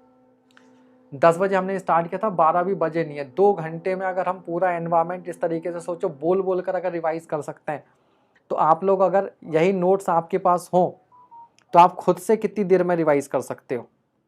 पढ़ना ही तो है खुद से, तो बहुत तेज। और जिनका 23 को है उनके तो और मजा, 3 दिन आपके पास है, ठीक है, 3 दिन आपके पास है। तो बेटा अगले 2 या 3 दिन में आप बड़े आराम से पूरा सिलेबस एक बार रिवाइज कर सकते हो। ये मैंने आपको करके दिखा दिया। सोचिए 4 सब्जेक्ट हम लोगों ने रिवाइज कर डाली एक दिन में, 4 सब्जेक्ट, वो भी क्या आधे दिन में सपोज करो, क्योंकि आपकी क्लास कितने 3 बजे हुई थी, 4 बजे हुई थी, 3 बजे करीब क्लास हुई थी। और अगर आप लग जाओ पूरे अपना यही नोट्स उठाकर, शॉर्ट नोट्स या कुछ भी, ये क्या कहते हैं, हैंडबुक वगैरह उठा के आप लग जाओ, तो एक दिन में सारे सब्जेक्ट निपटा सकते हो। एक दिन में, एक दिन में कल सारे सब्जेक्ट रिवाइज करो, एक दिन में परसों, 3 दिन में 3 बार रिवाइज कर लोगे, 3 दिन में 3 बार। और एसएससी जेई में जो क्वेश्चन आएंगे ना, वो बेटा ऐसे आएंगे, लास्ट टाइम पर अगर पढ़ रखा है ना, लास्ट टाइम पर अगर पढ़ रखा है, ठीक है। सर आरसीसी स्टील की मैराथन, बेटा यार वो ना नोट्स ऑर्गेनाइज नहीं है, स्पेशली स्टील के। आरसीसी के तो फिर भी मैं देख लूंगा, ठीक है। तो अगर आप अपने पर आ जाओ तो बड़े आराम से आप जो है वो रिवाइज कर सकते हैं। और एग्जाम में क्वेश्चन ऐसा आएगा कि लास्ट टाइम का पढ़ा हुआ ही जो है वो आपको एग्जाम में याद आ जाएगा, क्योंकि यार 36 सेकंड में, 40 सेकंड में कितना डिफिकल्ट सवाल वो आपसे पूछ लेगा। बस हिम्मत करके, मेहनत करके, कॉन्फिडेंस के साथ 2-3 बार रिवाइज कर डालो, ठीक है। थोड़ा मैं करवा रहा हूँ, थोड़ा तुम करो, हो जाए एग्जाम में, फाइट करने लायक हो जाएगा।